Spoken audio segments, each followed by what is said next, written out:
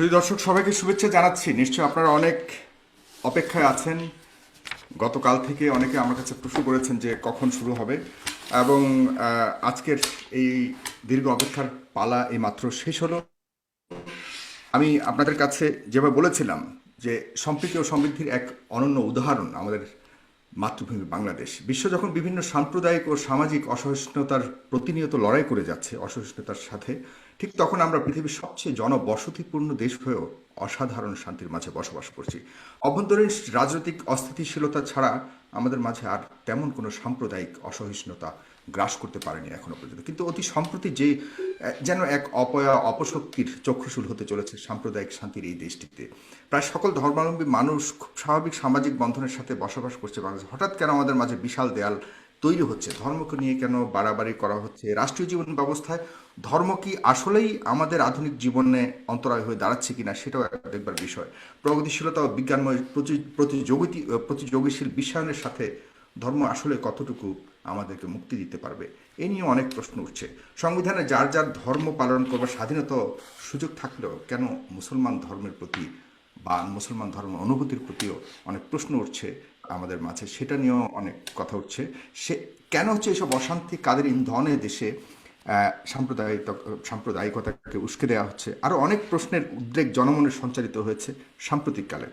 সকল প্রশ্নের উত্তর আজকে আমরা খুঁজে পাবো এই দুজন জ্ঞানী ও বুদ্ধিজীবী, যাদের অবস্থান সম্পূর্ণ দুই মেরুতে। চলুন পরিচয় করে দিচ্ছি। আপনারা এই দুজনকে ডেফিনেটলি চেনেন, জানেন। তারা দুজনই বিখ্যাত ব্যক্তিত্ব বাংলাদেশের। তারপর আমি বলছি যে আমার সাথে প্রথমে রয়েছেন প্রখ্যাত ব্যক্তিত্ব জনাব শাহরিয়ার কবির, মানবাধিকার কর্মী, লেখক এবং সাংবাদিক। এবং আপনারা অনেকে জানেন না হয়তো, তিনি প্রায় 70টি বই লিখেছেন বিভিন্ন বিষয়ের উপরে। একজন নামকরা লেখক বটে, আমি ওনার ব্যাপক ভক্ত। বিশেষ করে তাকে আমরা ঘাতক দালাল নির্মূল কমিটির অন্যতম রক্ষক হিসেবেও জানি। এরপরেই রয়েছেন প্রখ্যাত আলেম ও ইসলামিক চিন্তাবিদ, সম্মানিত পীর সাহেব জৈনপুরী, জনাব ডক্টর এনায়েতুল্লাহ আব্বাসী সাহেব। দর্শক, অনুষ্ঠানটি একযোগে প্রচারিত হচ্ছে দ্য পিপল ফেসবুক পেজ এবং ইউটিউব চ্যানেলে। আপনারা অবশ্যই ফেস দ্য পিপলের যে পেজ রয়েছে এবং ইউটিউব চ্যানেল রয়েছে, সেখানে সাবস্ক্রাইব করবেন এবং আমাদের এই পেজটিকে অবশ্যই ফলো করবেন এবং লাইক করবেন, তাহলে অন্যান্য অনুষ্ঠানগুলো দেখতে পারবেন।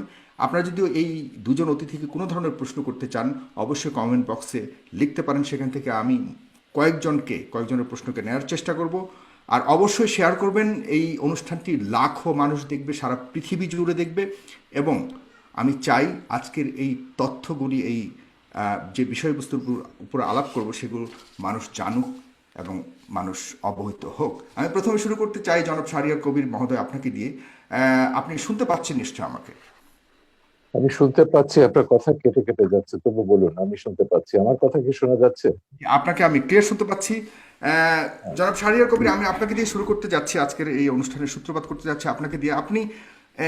আমি আপনার কাছে ধর্মীয় বিষয় নিয়ে একটি প্রশ্ন করতে চাই যে ধর্মের কোন কোন বিষয়গুলোকে, বিশেষ করে মুসলমান ধর্মের কোন বিষয়গুলোকে আপনি মনে করেন যে স্বাভাবিক জীবন ব্যবস্থার সাথে সাংঘর্ষিক, এবং কেন সেটা মনে করছেন? আপনার কাছে এই প্রশ্নটা দিয়ে আমি শুরু করতে চাই, জনাব শাহরিয়ার কবির। প্রশ্নটা হচ্ছে ধর্ম নিয়ে নয়। ধর্ম আপনি ইসলাম ধর্ম বলুন, খ্রিস্টান ধর্ম, ইহুদি ধর্ম, হিন্দু ধর্ম বা যে কোনো ধর্মই বলুন না কেন, ধর্ম যদি ধর্মের জায়গায় থাকে, আধ্যাত্মিকতার জায়গায় থাকে, এইটা নিয়ে আমাদের সভ্যতার, বিজ্ঞানের, রাষ্ট্র পরিচালনার কোনোই বিবাদ বিসংবাদ থাকতে পারে না। ধর্মকে যখনই আপনি রাজনীতিতে টেনে আনবেন, ধর্মের রাজনৈতিক ব্যাখ্যা দেবেন, তখনই ধর্মকে নিয়ে বিড়ম্বনা শুরু হয়, যেটা আমরা উপমহাদেশে জামাত ইসলামের প্রতিষ্ঠার পর থেকে দেখি। আবুল আলা মওদুদি এই যে পলিটিক্যাল ইসলাম বা রাজনৈতিক ইসলামের কনসেপ্টটা, এটা কিন্তু আদর্শগতভাবে এই উপমহাদেশে প্রচলন করেছেন জামাতের প্রতিষ্ঠাতা আবুল আলা মওদুদি। আর এটা ঠিক মওদুদির নিজস্ব মতবাদ নয়, এটা মিশরের হাসান আল বান্নার কাছ থেকে তিনি ধার করেছিলেন। একই সময়ে হাসান আল বান্না 1928 সালে মুসলিম ব্রাদারহুড বা ইখওয়ানুল মুসলিমিন প্রতিষ্ঠা করলেন মিশরে, আর মওদুদি 1941 সালে প্রতিষ্ঠা করলেন জামাত ইসলামী হিন্দ। এবং তখন তিনি রাজনৈতিক কারণে ব্রিটিশদের কাছ থেকে টাকা নিয়েছেন, ব্রিটিশদের সমর্থন করেছেন এবং স্বাধীনতা সংগ্রামের বিরোধিতা করেছেন, ব্রিটিশ বিরোধী স্বাধীনতা সংগ্রামের। এবং তার এই বক্তব্য ছিল যে মুসলমানরা যেখানে ধর্ম প্রচার করতে পারবে সেটাই তার দেশ, নিজস্ব মাতৃভূমি পিতৃভূমির কোনো কনসেপ্ট ইসলামে নেই। এবং তার তাফসিরুল কোরআনের যে তাফসির, সেটা বহু ঘন্টায় সেটা বেরিয়েছে। এবং সেইগুলো হচ্ছে আজকে যেটা হচ্ছে, এটা শুধু আজকের না, পরবর্তীকালে আমরা দেখেছি 52 সাল থেকে শুরু করে এই 71 মুক্তিযুদ্ধ পর্যন্ত ধর্মের নামে হত্যা বলুন, সন্ত্রাস বলুন, নারী নির্যাতন বা মানবতা বিরোধী যে কোনো অপরাধকে মওদুদির ইসলাম যেটা বলি, ইসলামের যে বিকৃত ব্যাখ্যা তিনি দিয়েছেন, তিনি এগুলোকে বৈধতা দিয়েছেন। 71-এ 30 লক্ষ গণহত্যাকে তিনি বলেছেন না, এরা সব হচ্ছে, যাদেরকে মারা হচ্ছে এরা সব কাফের। মুক্তিযোদ্ধাদের বলেছেন হিন্দুদের এজেন্ট, ভারতের এজেন্ট, দুষ্কৃতকারী, ইসলামের দুশ্মন, পাকিস্তানের দুশ্মন, এদের হত্যা করা বৈধ। নারীদেরকে, আমাদের বাঙালি নারীদেরকে বলেছেন গনিমতের মাল, এদেরকে ভোগ করা যাবে। এইভাবে তিনি 71-এ গণহত্যা এবং নারী ধর্ষণকে যেভাবে বৈধতা দিয়েছেন, এবং এই কারণে বঙ্গবন্ধু 72-এর সংবিধানে যখন রাষ্ট্রের 4 মূলনীতি, পাকিস্তানের মোহাম্মদ আলী জিন্নার সাম্প্রদায়িক বিজাতি তত্ত্বকে কবর দিয়ে যখন আমাদের সংবিধানটি পাশ করলেন, সেখানে রাষ্ট্রের 4 মূলনীতি হিসেবে ধর্মনিরপেক্ষতা ছিল, অসাম্প্রদায়িক বাঙালি জাতীয়তাবাদ ছিল, কিন্তু এটা গ্যারান্টি ক্লজ হিসেবে তিনি বাংলাদেশের ধর্মের নামে রাজনীতি নিষিদ্ধ করেছিলেন। এবং তিনি ব্যাখ্যা দিয়ে বলেছিলেন যে পাকিস্তানের 24 বছরের শাসন, শোষণ, পীড়ন, এগুলো সব ইসলামের দোহাই দিয়ে ধর্মের নামে এগুলো করা হয়েছে। 71-এ গণহত্যা, এগুলো সবই ধর্মের নামে করা হয়েছে। তিনি বলেছেন ধর্ম অত্যন্ত পবিত্র বিষয়, ধর্মের নামে বাংলাদেশে যাতে আর কোনো এই ধরনের সন্ত্রাস, হত্যা, হিংসা, বিদ্বেষ, বিভাজন এটা না থাকে, সেজন্য ধর্মকে রাজনীতি থেকে এবং রাষ্ট্র থেকে পৃথক রাখতে হবে। এটাই ছিল বঙ্গবন্ধু ধর্ম নিরপেক্ষতার বোধ। এবং কেন তিনি ধর্মের নামে রাজনীতি নিষিদ্ধ করেছে সেটা তিনি তার সেদিনের ভাষণে, 4 নভেম্বর 1972 সালে ভাষণে সেটা তিনি পরিষ্কার করেছিলেন সংবিধানটি গ্রহণ করবার সময়। এবং এটাও বলেছিলেন এই সংবিধান লেখা হচ্ছে 30 লক্ষ শহীদের রক্ত দিয়ে, এবং আমি চাই যে আগামী প্রজন্ম, পরবর্তী প্রজন্ম এই সংবিধানের মর্যাদা রক্ষা করবে, রাষ্ট্রের চালনীতিকে রক্ষা করবে। কিন্তু দুর্ভাগ্যের বিষয় হলো যে বঙ্গবন্ধুকে নৃশংসভাবে হত্যা করা হলো 75-এ। কেন হত্যা করা? কারণ বঙ্গবন্ধুকে হত্যা না করলে ওই যে পাকিস্তানের সাম্প্রদায়িক মৌলবাদী রাজনীতি, তাকে বাংলাদেশে ফিরিয়ে আনা যেত না। বঙ্গবন্ধুকে হত্যা না করলে তিনি যুদ্ধাপরাধীদের বিচার শুরু করেছিলেন, সেটা বন্ধ করা যেত না। বঙ্গবন্ধুকে হত্যা না করলে 71-এর পরাজয়ের প্রতিশোধ দেওয়া যেত না। সেই 71-এর পরাজিত শক্তি, সাম্প্রদায়িক মৌলবাদী অপশক্তি বঙ্গবন্ধুকে হত্যার জন্য দায়ী। এবং তারপরে আমরা দেখলাম সংবিধান থেকে মুক্তিযুদ্ধের ইতিহাস, চেতনা, অসাম্প্রদায়িক মূল্যবোধগুলো সব মুছে ফেলা হলো। এটা তথাকথিত ইসলামীকরণ বা পাকিস্তানিকরণ করা হলো আমাদের সমাজ এবং রাজনীতির। 75-এর পর থেকে এই ধারাটি চলছে। এবং আমাদের ইতিহাসের সবচেয়ে বড় দুর্ভাগ্য যে বেশিরভাগ সময় এই দেশটা শাসন করেছে পাকিস্তানপন্থী, স্বাধীনতা বিরোধী, মৌলবাদী সাম্প্রদায়িক অপশক্তি, প্রত্যক্ষ বা পরোক্ষভাবে। এবং সেই সময় আমরা দেখেছি আমাদের মুক্তিযুদ্ধের চেতনাকে বা ইতিহাস মুছে ফেলার চেষ্টা রয়েছে। জাতির জনকের অবমাননা তো বাদ দিন, মুক্তিযোদ্ধাদেরকে মুক্তিযোদ্ধা পরিচয় দিতে তারা লজ্জা পেত। রাজাকার আলবদররা সেখানে মন্ত্রী হচ্ছে, 30 লক্ষ শহীদের রক্ত ভেজা পতাকা তাদের গাড়িতে করে তারা দিয়ে ঘুরে বেরিয়েছে, এমন একটা অবস্থা তো ছিল। সেইখানে আমি মনে করি আমাদের যে আন্দোলনটা, শহীদ জননী জাহানারা ইমামের আন্দোলন নেতৃত্বে যে আন্দোলনটা আমরা শুরু করেছিলাম, একটা তো ছিল যুদ্ধাপরাধীদের বিচার, মূল দাবিটা ছিল বঙ্গবন্ধুর সংবিধানকে, মুক্তিযুদ্ধের চেতনার, অসাম্প্রদায়িক কল্যাণ রাষ্ট্র গঠনের যে দিক নির্দেশনা, সেই সংবিধানকে ফিরিয়ে আনা এবং সেইভাবে আমাদের রাষ্ট্র পরিচালনা করা। সমাজ এবং রাষ্ট্রের সবকিছু, শিক্ষানীতি, সংস্কৃতি নীতি, নারী নীতি, পররাষ্ট্র নীতি, রাষ্ট্রের সমস্ত নীতি এগুলো পরিচালিত হবে সেই মুক্তিযুদ্ধের চেতনার আলোকে, যে নির্দেশনা বঙ্গবন্ধু সংবিধানে দিয়েছে। কিন্তু দুর্ভাগ্যের বিষয় সেখানে আমরা এখনো পৌঁছতে পারিনি। এখনো ধর্মের নামে রাজনীতি চলছে এবং এখনো সেই জামাত ইসলামী, সেই ওহাবি সালাফিরা তাদের যে প্রতিহিংসা, যেটা প্রতিহিংসার রাজনীতি বলুন কিংবা তথাকথিত জিহাদের রাজনীতি, উন্মাদনার রাজনীতি, হিংসার রাজনীতি, এটা তো করেই যাচ্ছে। বিচ্ছিন্ন কোনো ঘটনা এটা। আপনি বর্তমান যে চলমান আলেম সমাজের যে দৃষ্টিভঙ্গি, সেটাকে আপনি কিভাবে বিচার করছেন? এক কথা যদি বলেন তাহলে এরপরে আমি যাচ্ছি। আমি এদেরকে মোটেই আলেম সমাজ বলবো না। এরা হচ্ছে ইসলামের নামে তারা রাজনীতি করছে।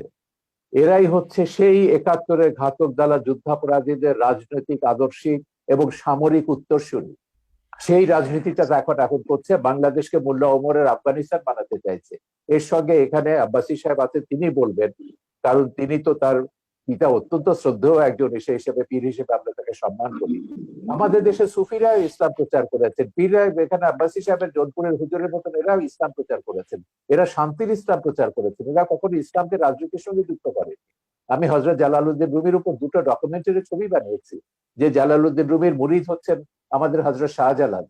তো এরা তো ইসলাম সারা পৃথিবীতে, এই ওহাবিরা ইসলাম প্রচার করে, বরং ওহাবিরা কি করেছে, ইসলামকে একটা সন্ত্রাসের ধর্ম হিসেবে পশ্চিমে চিত্রিত করেছে। ইসলাম ব্যাশিং যেটা আছে পশ্চিমে আপনারা দেখছেন, এটা তো জন্য দায়ী হচ্ছে ওহাবি, সালাফি, এরা এই মহদুদিবাদী বাংলাদেশে তারা। সুতরাং এরা যেটা করছে এটার সঙ্গে ইসলামের ধর্মের লেশমাত্র সম্পর্ক নেই।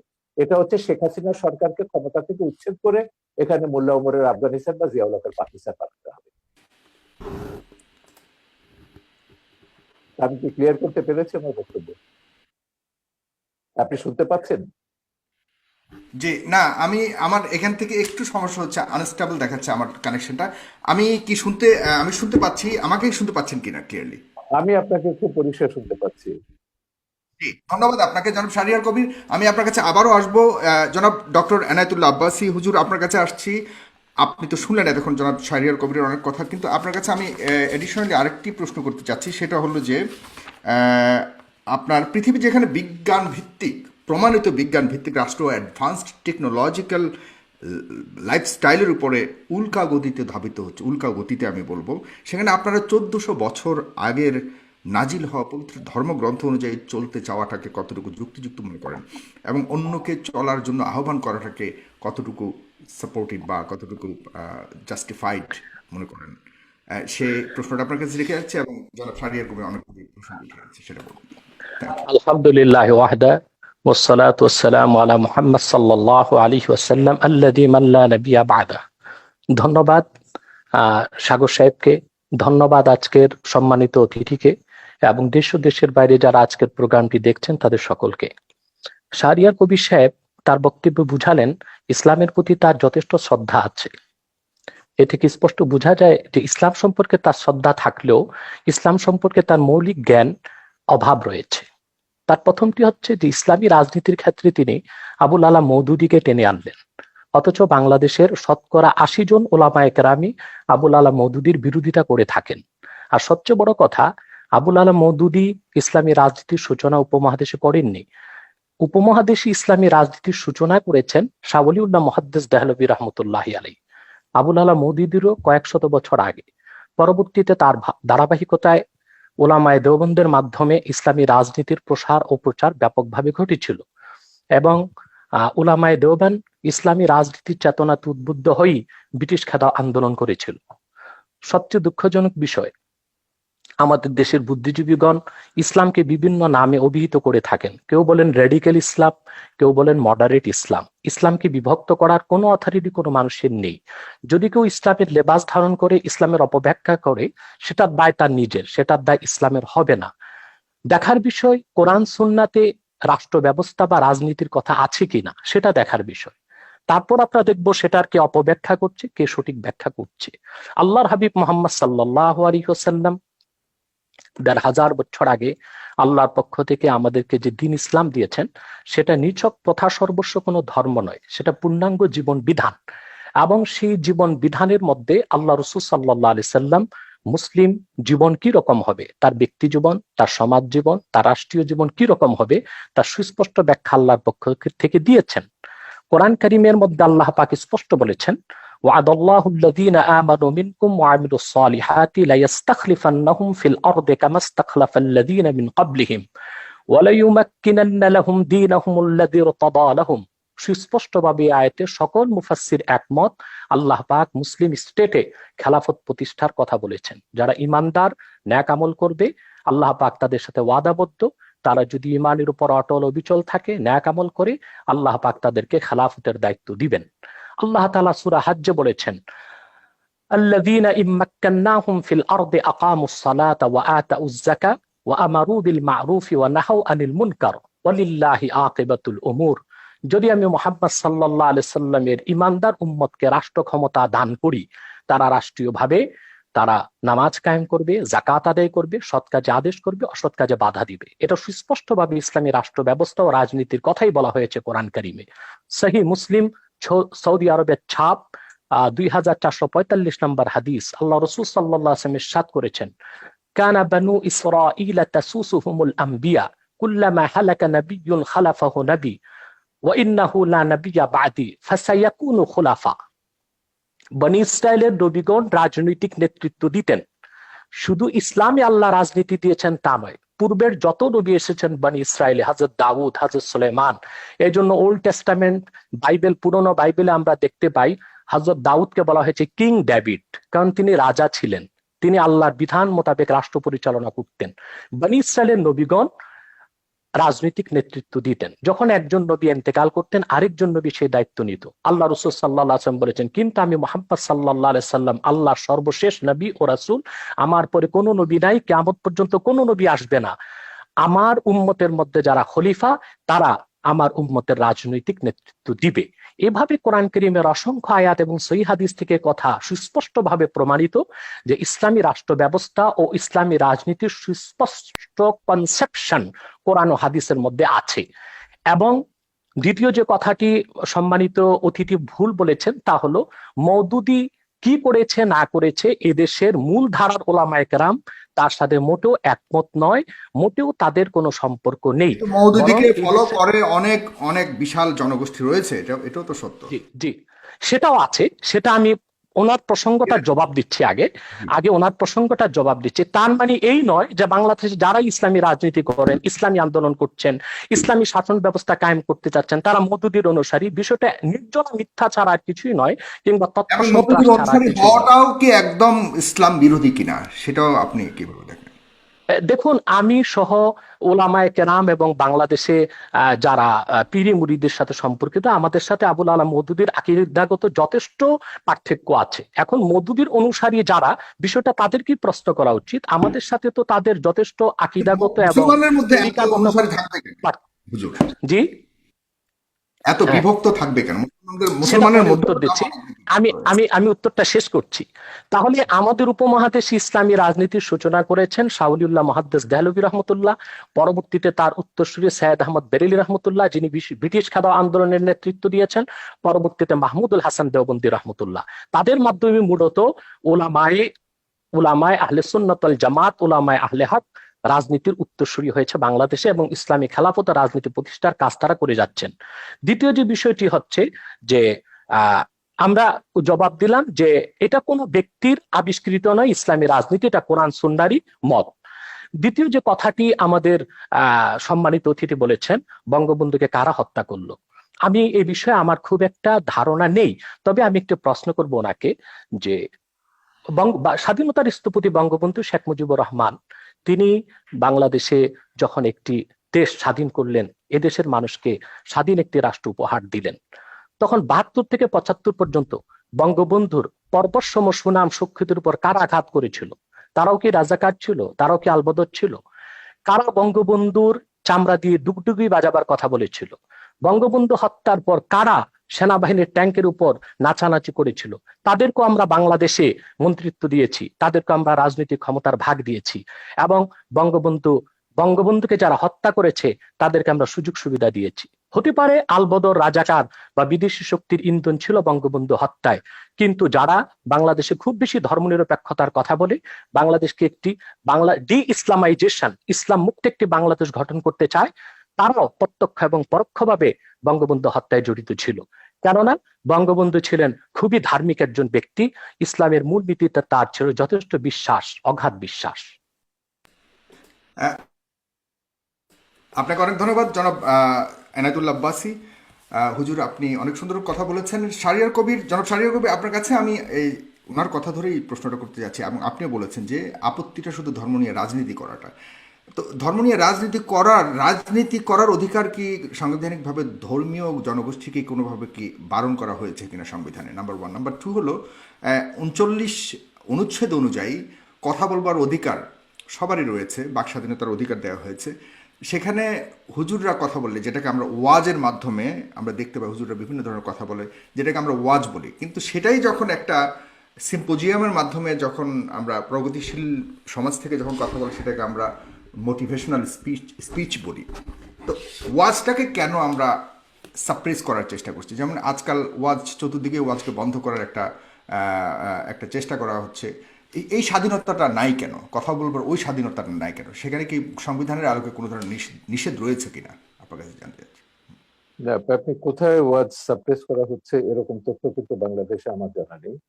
আমার কাছে ওয়াজের নামে অনেকগুলি ভিডিও আমি আপনাকে বলছি ওয়াজের নামে আপনি যদি সংবিধানের উপর আঘাত করেন, বাংলাদেশের মূল চেতনার উপর আঘাত করেন, যে কারণে বাংলাদেশ রাষ্ট্রটি তৈরি হয়েছে, যেটাকে আমরা মুক্তিযুদ্ধের চেতনা বলি, রাষ্ট্রের 4 মূলনীতিতে যেটা প্রতিফলিত হয়েছে, ওয়াজের নামে আপনি যদি ভিন্ন ধর্ম, ভিন্ন মত, ভিন্ন জীবনধারায় বিশ্বাসীদের প্রতি ঘৃণা বিদ্বেষ প্রচার করেন, সন্ত্রাসী বক্তব্য রাখেন এবং প্রতিহিংসামূলক বক্তব্য রাখেন, তখনই সেটা আর ওয়াজ হয় না, সেটা একটা রাজনৈতিক হিসেবে মতলববাজিতে পরিণত হয়। আপনি ওয়াজে ইসলামের মাহাত্ম্যের কথা বলুন, ইসলামে কোরআনে কি মানুষের কল্যাণের কথা বলা নেই? আপনি যখন মসজিদে, এই যে কদিন আগে আমাদের ইয়েতে একটা ওয়েবিনারে 16 ডিসেম্বরে একজন মন্ত্রী এসেছিলেন এবং তিনি বললেন যে তিনি মসজিদে আপত্তি করেছেন যে খুতবাতে বলছে মুসলিম উম্মার জন্য প্রার্থনা করতে হবে। তো মন্ত্রী বলছেন, তো বলে যে শুধু মুসলিম উম্মা কেন, আল্লাহ তো সারা সমগ্র বিশ্বের জন্য, তিনি তো সমগ্র মানব জাতিকে সৃষ্টি করেছেন, আমরা কেন সমগ্র মানব জাতির জন্য আমরা মোনাজাত করব না বা কল্যাণ কামনা করব?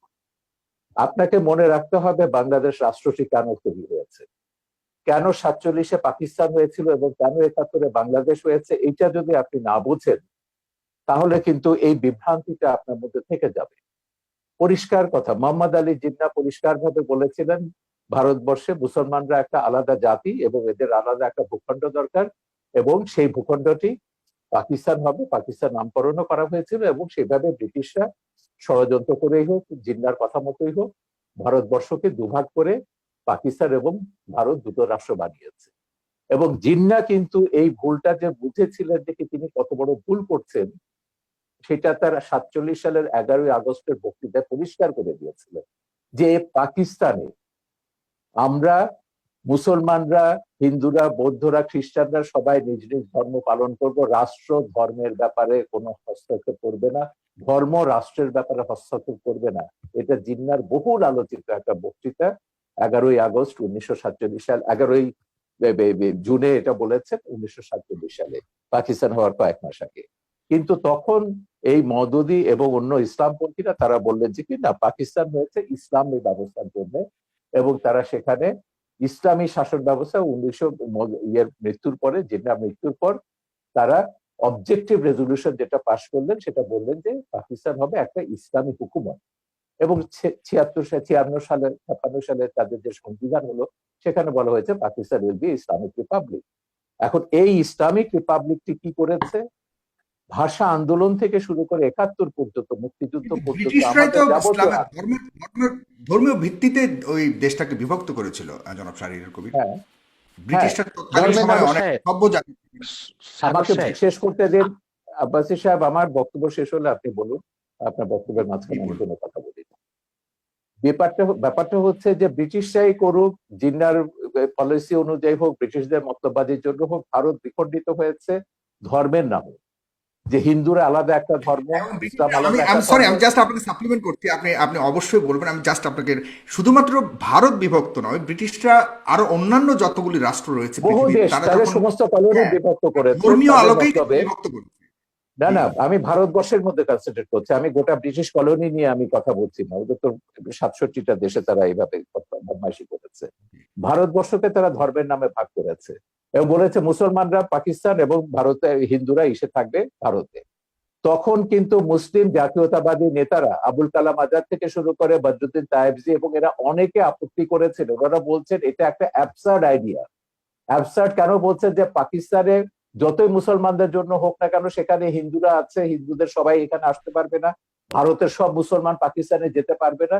এবং সেই বাস্তবতাটা আমরা দেখেছি, 10 লাখ মানুষকে হত্যা করা হলো বা প্রাণ বলি দেওয়া হলো, কিন্তু বিভক্ত হলো। এখানেও হিন্দু, খ্রিস্টান, বৌদ্ধ রয়ে গেছে। ভারতেও এখন তো দ্বিতীয় বৃহত্তম সংখ্যক মুসলিমের আবাস হচ্ছে ভারত। এই যে জিন্নাহদের দ্বিজাতি তত্ত্বের অসারতা, এটা হচ্ছে একটা কারণ, একটা প্রমাণ।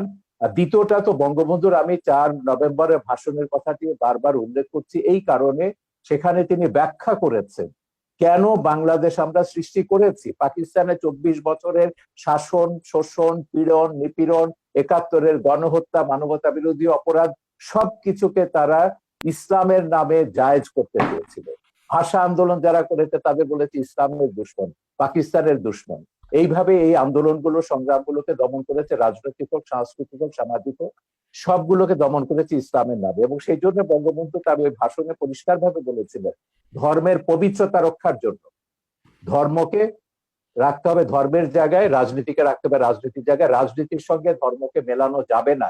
এই কারণে বাংলাদেশ রাষ্ট্রটি তৈরি হয়েছে, সৃষ্টি হয়েছে 30 লক্ষ শহীদের রক্তের বিনিময়।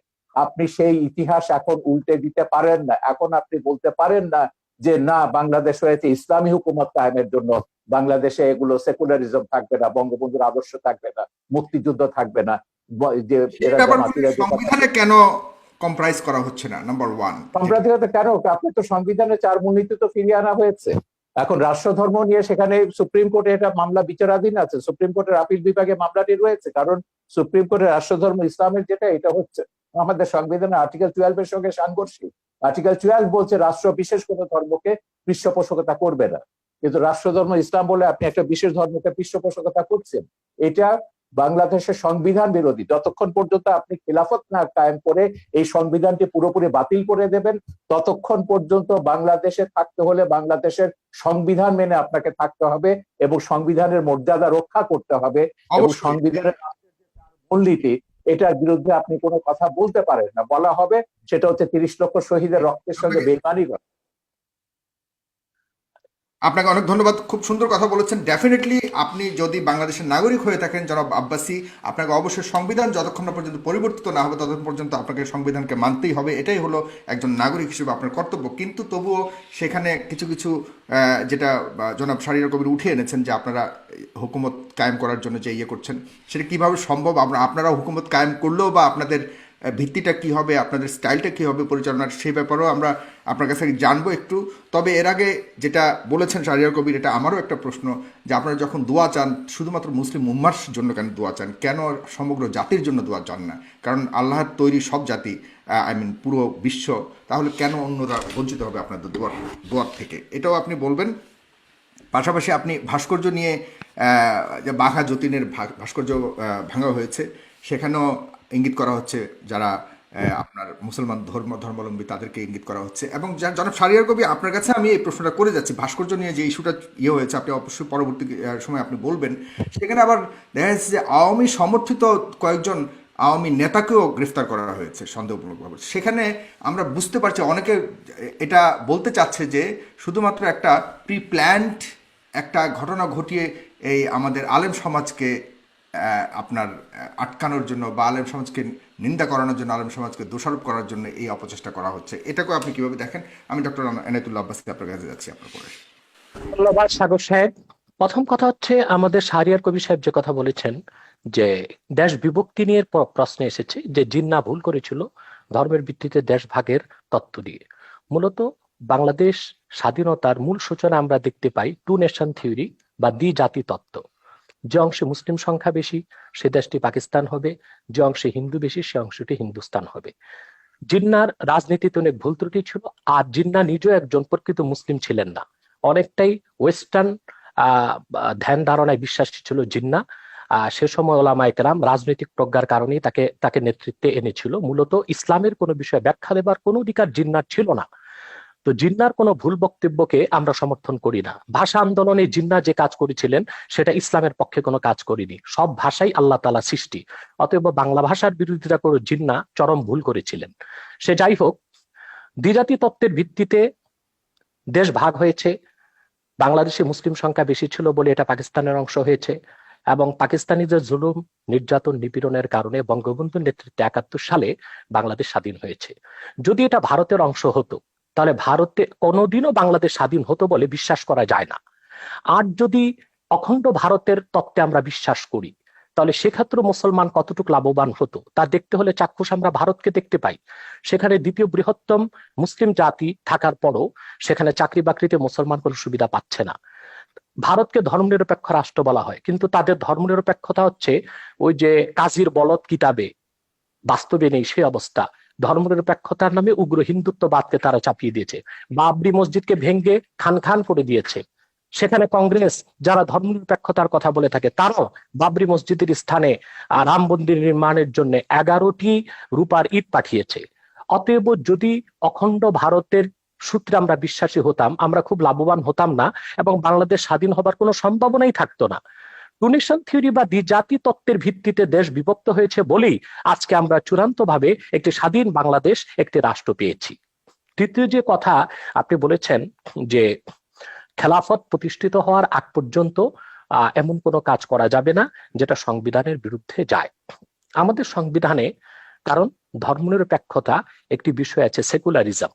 সেকুলারিজম বলতে আমরা কি বুঝি? আসলে সেকুলারিজমের ব্যাখ্যা অক্সফোর্ড ডিকশনারিতে এসেছে যে secularism is the belief that religion should not be involved in organisation of society, education. Secularism এমন একটি জিনিস যেটা রাষ্ট্রের কোনো সংস্থা, শিক্ষা বা রাষ্ট্রের কোনো জরুরি কোনো সংস্থা, কোনো ডিপার্টমেন্টে এর কোনো সংশ্লিষ্টতা থাকবে না। এটা একটি অসম্ভব বিষয়। বাংলাদেশও ধর্ম মন্ত্রণালয়ে আছে, অতএব এটি একটি রাষ্ট্রীয় সংস্থা। সেখানে ইসলাম ধর্মের পক্ষে কাজ করা হচ্ছে, অন্যান্য ধর্মের অধিকারও সংরক্ষণ করা হচ্ছে। শিক্ষা ব্যবস্থা আমাদের দেশে কম করে হলেও ইসলামী অনেক কিছু আছে। অতএব একেবারেই প্রিন্সিপাল কনসেপশন অফ সেকুলারিজম, ধর্মনিরপেক্ষতার মূল সূত্রে গেলে ধর্মের কোনো অস্তিত্ব কোথাও রাখা যাবে না, সামাজিক জীবনেও না, রাষ্ট্রীয় জীবনেও না। দ্বিতীয়ত, ধন্যবাদ শাহরিয়ার কবির সাহেবকে যিনি খেলাফত ব্যবস্থাকে স্বীকার করেছেন। আলহামদুলিল্লাহ, খেলাফত প্রতিষ্ঠিত হবার আগ পর্যন্ত খেলাফত প্রতিষ্ঠার জন্য কাজ করা যাবে না, এটা গণতন্ত্রের কনসেপশনের সম্পূর্ণ বিপক্ষে যায়। কারণ গণতন্ত্রের কনসেপশনস এর মধ্যে আছে বাক স্বাধীনতা, রয়েছে নিজস্ব আদর্শের লালন প্রচার প্রসার। অতএব প্রতিটি মুসলমান ইসলামের মৌলিক নীতিতে বিশ্বাসী, তারা ইসলামী রাষ্ট্র ব্যবস্থা খেলাফতকে বিশ্বাস করে। অতএব তার প্রচার ও প্রসারের জন্য তারা আন্দোলন করতে পারে, রাজনীতি করতে পারে, ওয়াজ মাহফিলের মধ্যে তারা কোরআন সুন্নাহ ভিত্তিক ইসলামী রাষ্ট্র ব্যবস্থার কথা তুলে ধরতে পারেন। এটা প্রতিটি মুসলিমের গণতান্ত্রিক অধিকার। দ্বিতীয়ত, যারা ধর্মের দোহাই দিয়ে নারী নির্যাতন করেছে, নিপীড়ন করেছে স্বাধীনতা যুদ্ধের আগে, তাদের সাথে ইসলামের কোনো সম্পর্ক নেই। এইরকম ব্যক্তি যাদের সাথে ইসলামের সম্পর্ক নেই, ইসলামের পরিচয় দেয়, তাদেরকে ইসলাম একটি পারিভাষিক নাম দিয়েছে মোনাফেক। এবং মোনাফিকের ব্যাপার আল্লাহ তাআলা বলেছেন, ইন্নাল মুনাফিকিনা ফিদ দারকিল আসফালি মিনান নার। মোনাফিকরা জাহান্নামের সর্বনিকৃষ্ট স্তরে থাকবে। যাদের সাথে ইসলামের কোনো সম্পর্ক নেই কিন্তু ইসলামের পরিচয় দিচ্ছে, তারা মোনাফিক, তাদের দায় ইসলাম গ্রহণ করবে না। কিন্তু বড় দুঃখজনক, বঙ্গবন্ধু যে স্বপ্ন নিয়ে দেশ স্বাধীন করেছে, যে দেশটিতে নির্যাতন থাকবে না, নিপীড়ন থাকবে না, দুর্নীতি থাকবে না, সন্ত্রাস থাকবে না, সংখ্যালঘুদের উপর আঘাত করা হবে না, স্বাধীনতার পরে সেই বাংলাদেশে আমরা দেখতে পেয়েছি অসংখ্য ধর্ষণ হচ্ছে। বাংলাদেশে এখন গণধর্ষণে পরিণত হয়ে গিয়েছে ধর্ষণ।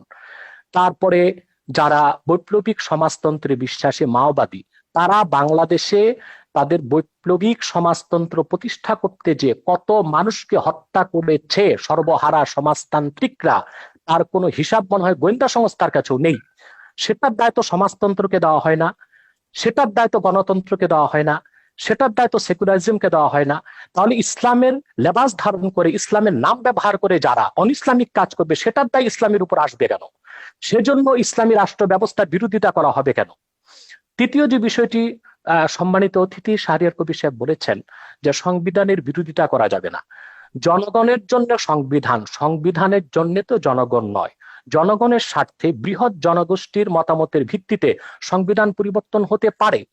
যেমন আমাদের সংবিধানের মধ্যে মৌলিক অধিকার ৩য় ভাগের মধ্যে একটি কথা লেখা আছে, রাষ্ট্র ও গণজীবনের সর্বস্তরে নারী পুরুষের সমান অধিকার লাভ করবে।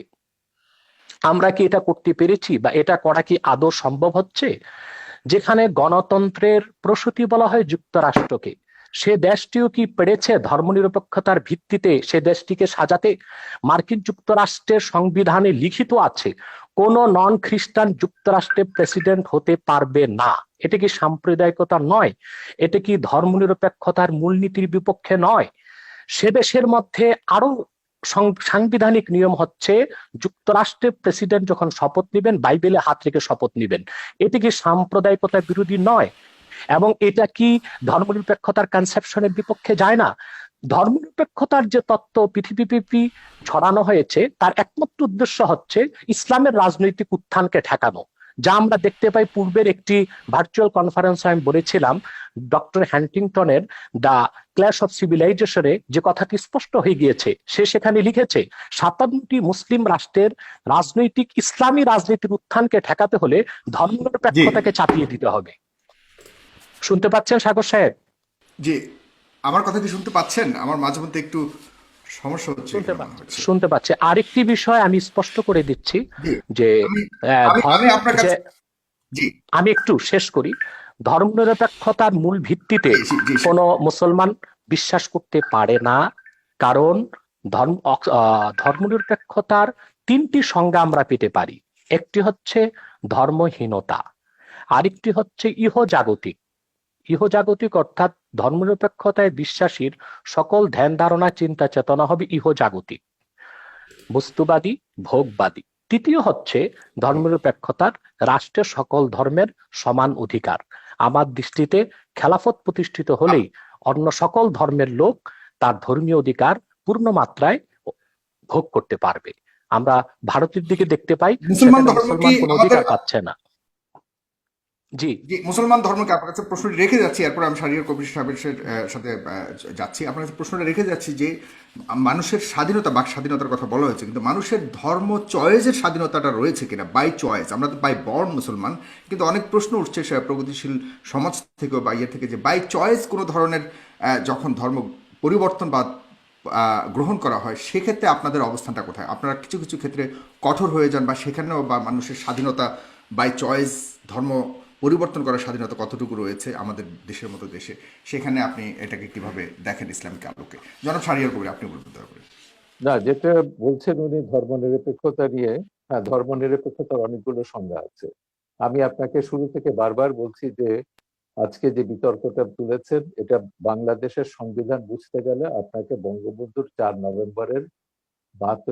নভেম্বরে গণপরিষদে যে ভাষণটি দিয়েছেন, যেখানে তিনি ব্যাখ্যা করেছেন 4 মূলনীতিকে, এবং সেইটা আপনাকে পড়তে হবে। সেটা না পড়ে অক্সফোর্ড ডিকশনারিতে কি বলেছে, কোন ডিকশনারিতে কি বলেছে, এটা দিয়ে বুঝবে না। বঙ্গবন্ধু ধর্মনিরপেক্ষতা বলতে কি বুঝিয়েছে বাংলাদেশের প্রেক্ষিতে, সেটা আপনাকে বুঝতে হবে। প্রথমত, আমি এটা আমার বহু লেখাতে বলেছি, আমার অন্তত 1 ডজনের উপর বই আছে সংবিধান এবং এগুলো নিয়ে, বঙ্গবন্ধুর রাজনৈতিক দর্শন নিয়ে। আমি সেখানে পরিষ্কার বলেছি বাংলাদেশের এই যে সংবিধানের 4 মূলনীতির মধ্যে 3টে মূলনীতির ব্যাপারে বঙ্গবন্ধু নতুন সংজ্ঞা দিয়েছে। বঙ্গবন্ধুর গণতন্ত্রের সংজ্ঞা এটা কিন্তু আব্রাহাম লিঙ্কনের সেই গণতন্ত্রের সংজ্ঞা নয়, state by the people, for the people, of the people, এটা নয়। বঙ্গবন্ধু পরিষ্কার ভাবে বলেছেন, আমি শোষিতের গণতন্ত্র কায়েম করতে চাই। শোষিতের গণতন্ত্র বলে পশ্চিমের গণতন্ত্রে আপনি কোনো সংজ্ঞা পাবেন না। এটা পশ্চিমের গণতন্ত্র নয়, এটা হচ্ছে বাংলাদেশের গণতন্ত্র, যে গণতন্ত্রের স্বপ্ন বঙ্গবন্ধু তার বিভিন্ন রচনাবলিতে লিখেছেন। বাংলাদেশ হওয়ার বহু আগে থেকে, 52 সাল থেকে তিনি তার বিভিন্ন ভাষণে বলেছেন। একইভাবে সমাজতন্ত্র তিনি সম্পর্কে একই কথা বলেছেন, আমি কমিউনিস্ট নই, আমি সমাজতন্ত্রে বিশ্বাস করি। আব্বাসী সাহেব যথার্থভাবে বলেছেন, বঙ্গবন্ধু ব্যক্তিগত জীবনে অত্যন্ত ধর্মপরায়ণ একজন মানুষ ছিলেন। তার আত্মজীবনীতেও আছে, সেটা কারাগারে রোজ নাম করতে হচ্ছে, 5 ওয়াক্ত নামাজ পড়তেন এবং ইসলামের বিধিবিধান সবকিছু তিনি মেনে চলতেন। তৃতীয়ত যেটা হচ্ছে, সমাজতন্ত্রের ব্যাপারে তিনি পরিষ্কার বলেছেন, না ধর্মনিরপেক্ষতা, বিশেষ করে ধর্মনিরপেক্ষতার ব্যাপারে আমার ছবিতে, পোর্ট্রেট অফ জিহাদ ছবিতে, আবুল আলা মওদুদির পুত্র হায়দার ফারুক মওদুদি, তাকে পাকিস্তানের সবাই একজন বিশিষ্ট ইসলামিক চিন্তাবিদ হিসেবে জানেন, এবং মওদুদির আদর্শের রাজনীতির তিনি কট্টর সমালোচক।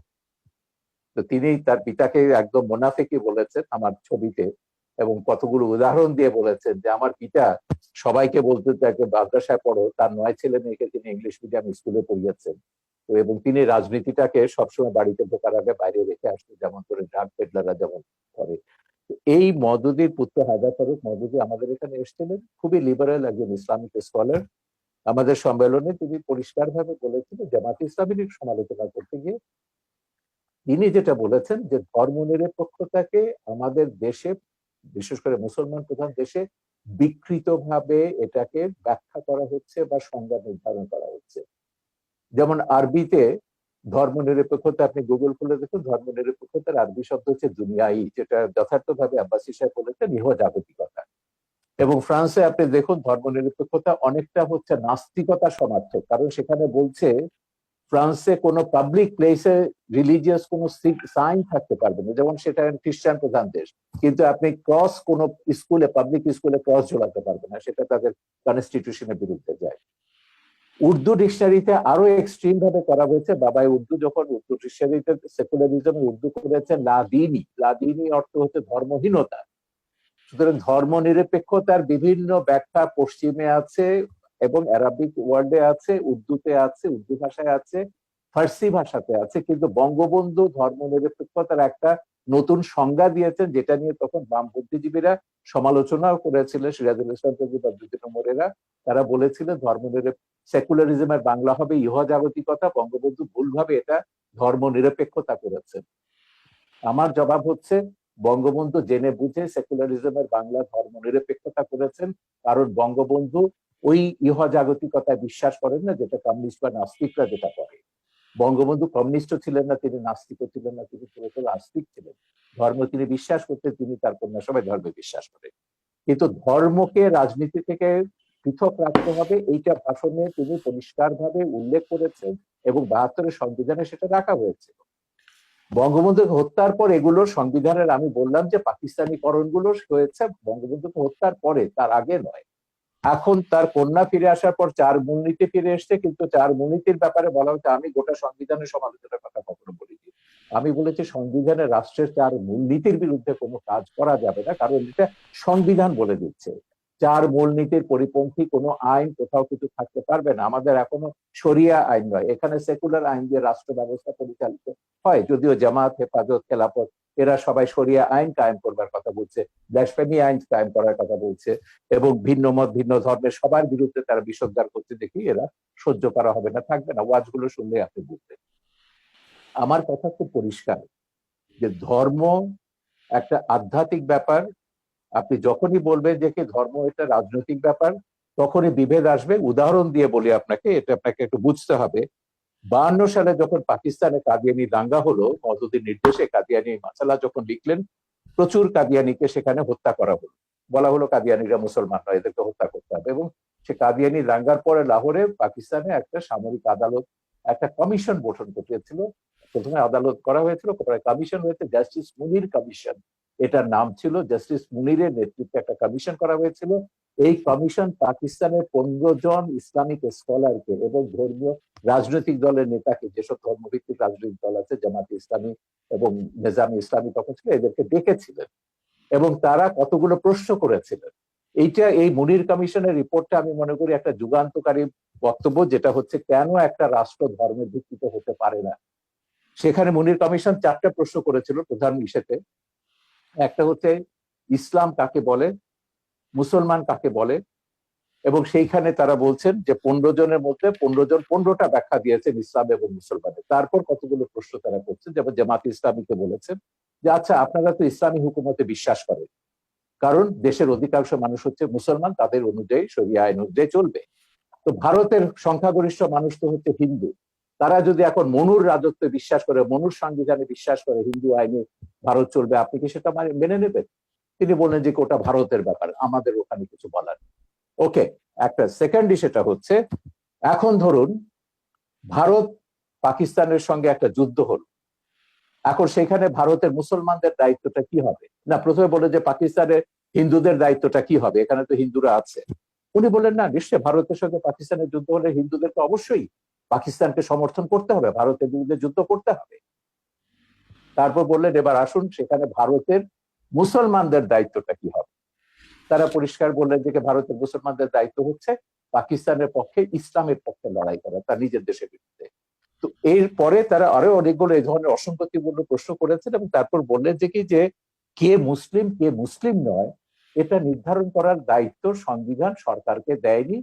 এটা যদি করতে হয় তাহলে এখানে হানাহানি, সংঘর্ষ এটা চলতেই থাকবে। সুতরাং ওই যে কাদিয়ানীদেরকে তখন যত অমুসলিম ঘোষণার দাবি করেছিল, তখন তারা বলেছিলেন এটা রাষ্ট্রের এখতিয়ার নয়, এটা ধর্মের এখতিয়ার, এবং ইসলামেও আছে মোহাম্মদের উম্মতদের মধ্যে এতগুলো ভাগ হবে, কতগুলো 73টা ভাগ হবে, এবং তারা কি কোথায় কি যাবে, বেহেশতে যাবে না দোজখে যাবে, আমি সে বিতর্কে যাচ্ছি না। ইসলামের এগুলো ভাগ নিয়ে তিনি যেমন বলেন, মদদি নিয়ে তাদের মধ্যে আলেমদের মধ্যে দ্বিমত আছে, খেলাফত নিয়ে দ্বিমত থাকতে পারে। মদদিরা বিশ্বাস করেন, জামাত বিশ্বাস করে তারা গণতান্ত্রিক ভাবে ক্ষমতা যাবে, যে মদদি গণতন্ত্রকে একসময় কুফরি মতবাদ বলেছিলেন, নির্বাচনকে তিনি শিকারী কুকুরের দৌড় বলেছিলেন, পরে তারা আবার নারী নেতৃত্বকে হারাম বলেছিলেন, এগুলো পরে সবই তারা মেনে নিয়েছে। এইটা যদি রাজনীতিকে যদি আপনি নিয়ে আসেন, ধর্মকে যদি রাজনীতিতে নিয়ে আসেন, তাহলে এই যে বিভক্তিগুলো, এই বিভক্তিগুলো কিন্তু আপনাকে টুকরো টুকরো করে দেবে। পাকিস্তানের দিকে তাকিয়ে দেখুন, ইরাকের দিকে তাকিয়ে দেখুন, আল কায়দা আইসিস কি করেছে। তারা তো যা করেছে ইসলামের নামে কিন্তু করেছে। জনাব শাহরিয়ার কবির, আমার এখানে একটা প্রশ্ন আছে আপনার কাছে, আপনি কি মনে করেন ভারত ধর্মনিরপেক্ষ? ভারত সাংবিধানিক ভাবে ধর্মনিরপেক্ষ, কিন্তু বর্তমানে ভারত যেটা করছে এটাকে মোটেই ধর্মনিরপেক্ষ বলা যাবে না। ওকে, সেখানে ধর্মনিরপেক্ষ তার আসন্ন জড়াজড়ি দিয়েছে। সেখানকার যে ধর্মীয় জনগোষ্ঠী রয়েছে সেখানে কি উগ্র পন্থা রয়েছে কিনা আপনি কি মনে করেন? অবশ্যই আছে, এবং সেখানে তো তার বিরুদ্ধে লড়াই করতে হবে। সেখানকার হিন্দুদের প্রধান দায়িত্ব হচ্ছে সেকুলারিজমে যেসব হিন্দুরা বিশ্বাস করেন, সেখানকার সংখ্যালঘিষ্ঠ মুসলমানদের প্রতিষ্ঠান এবং রক্ষার দায়িত্ব তাদের।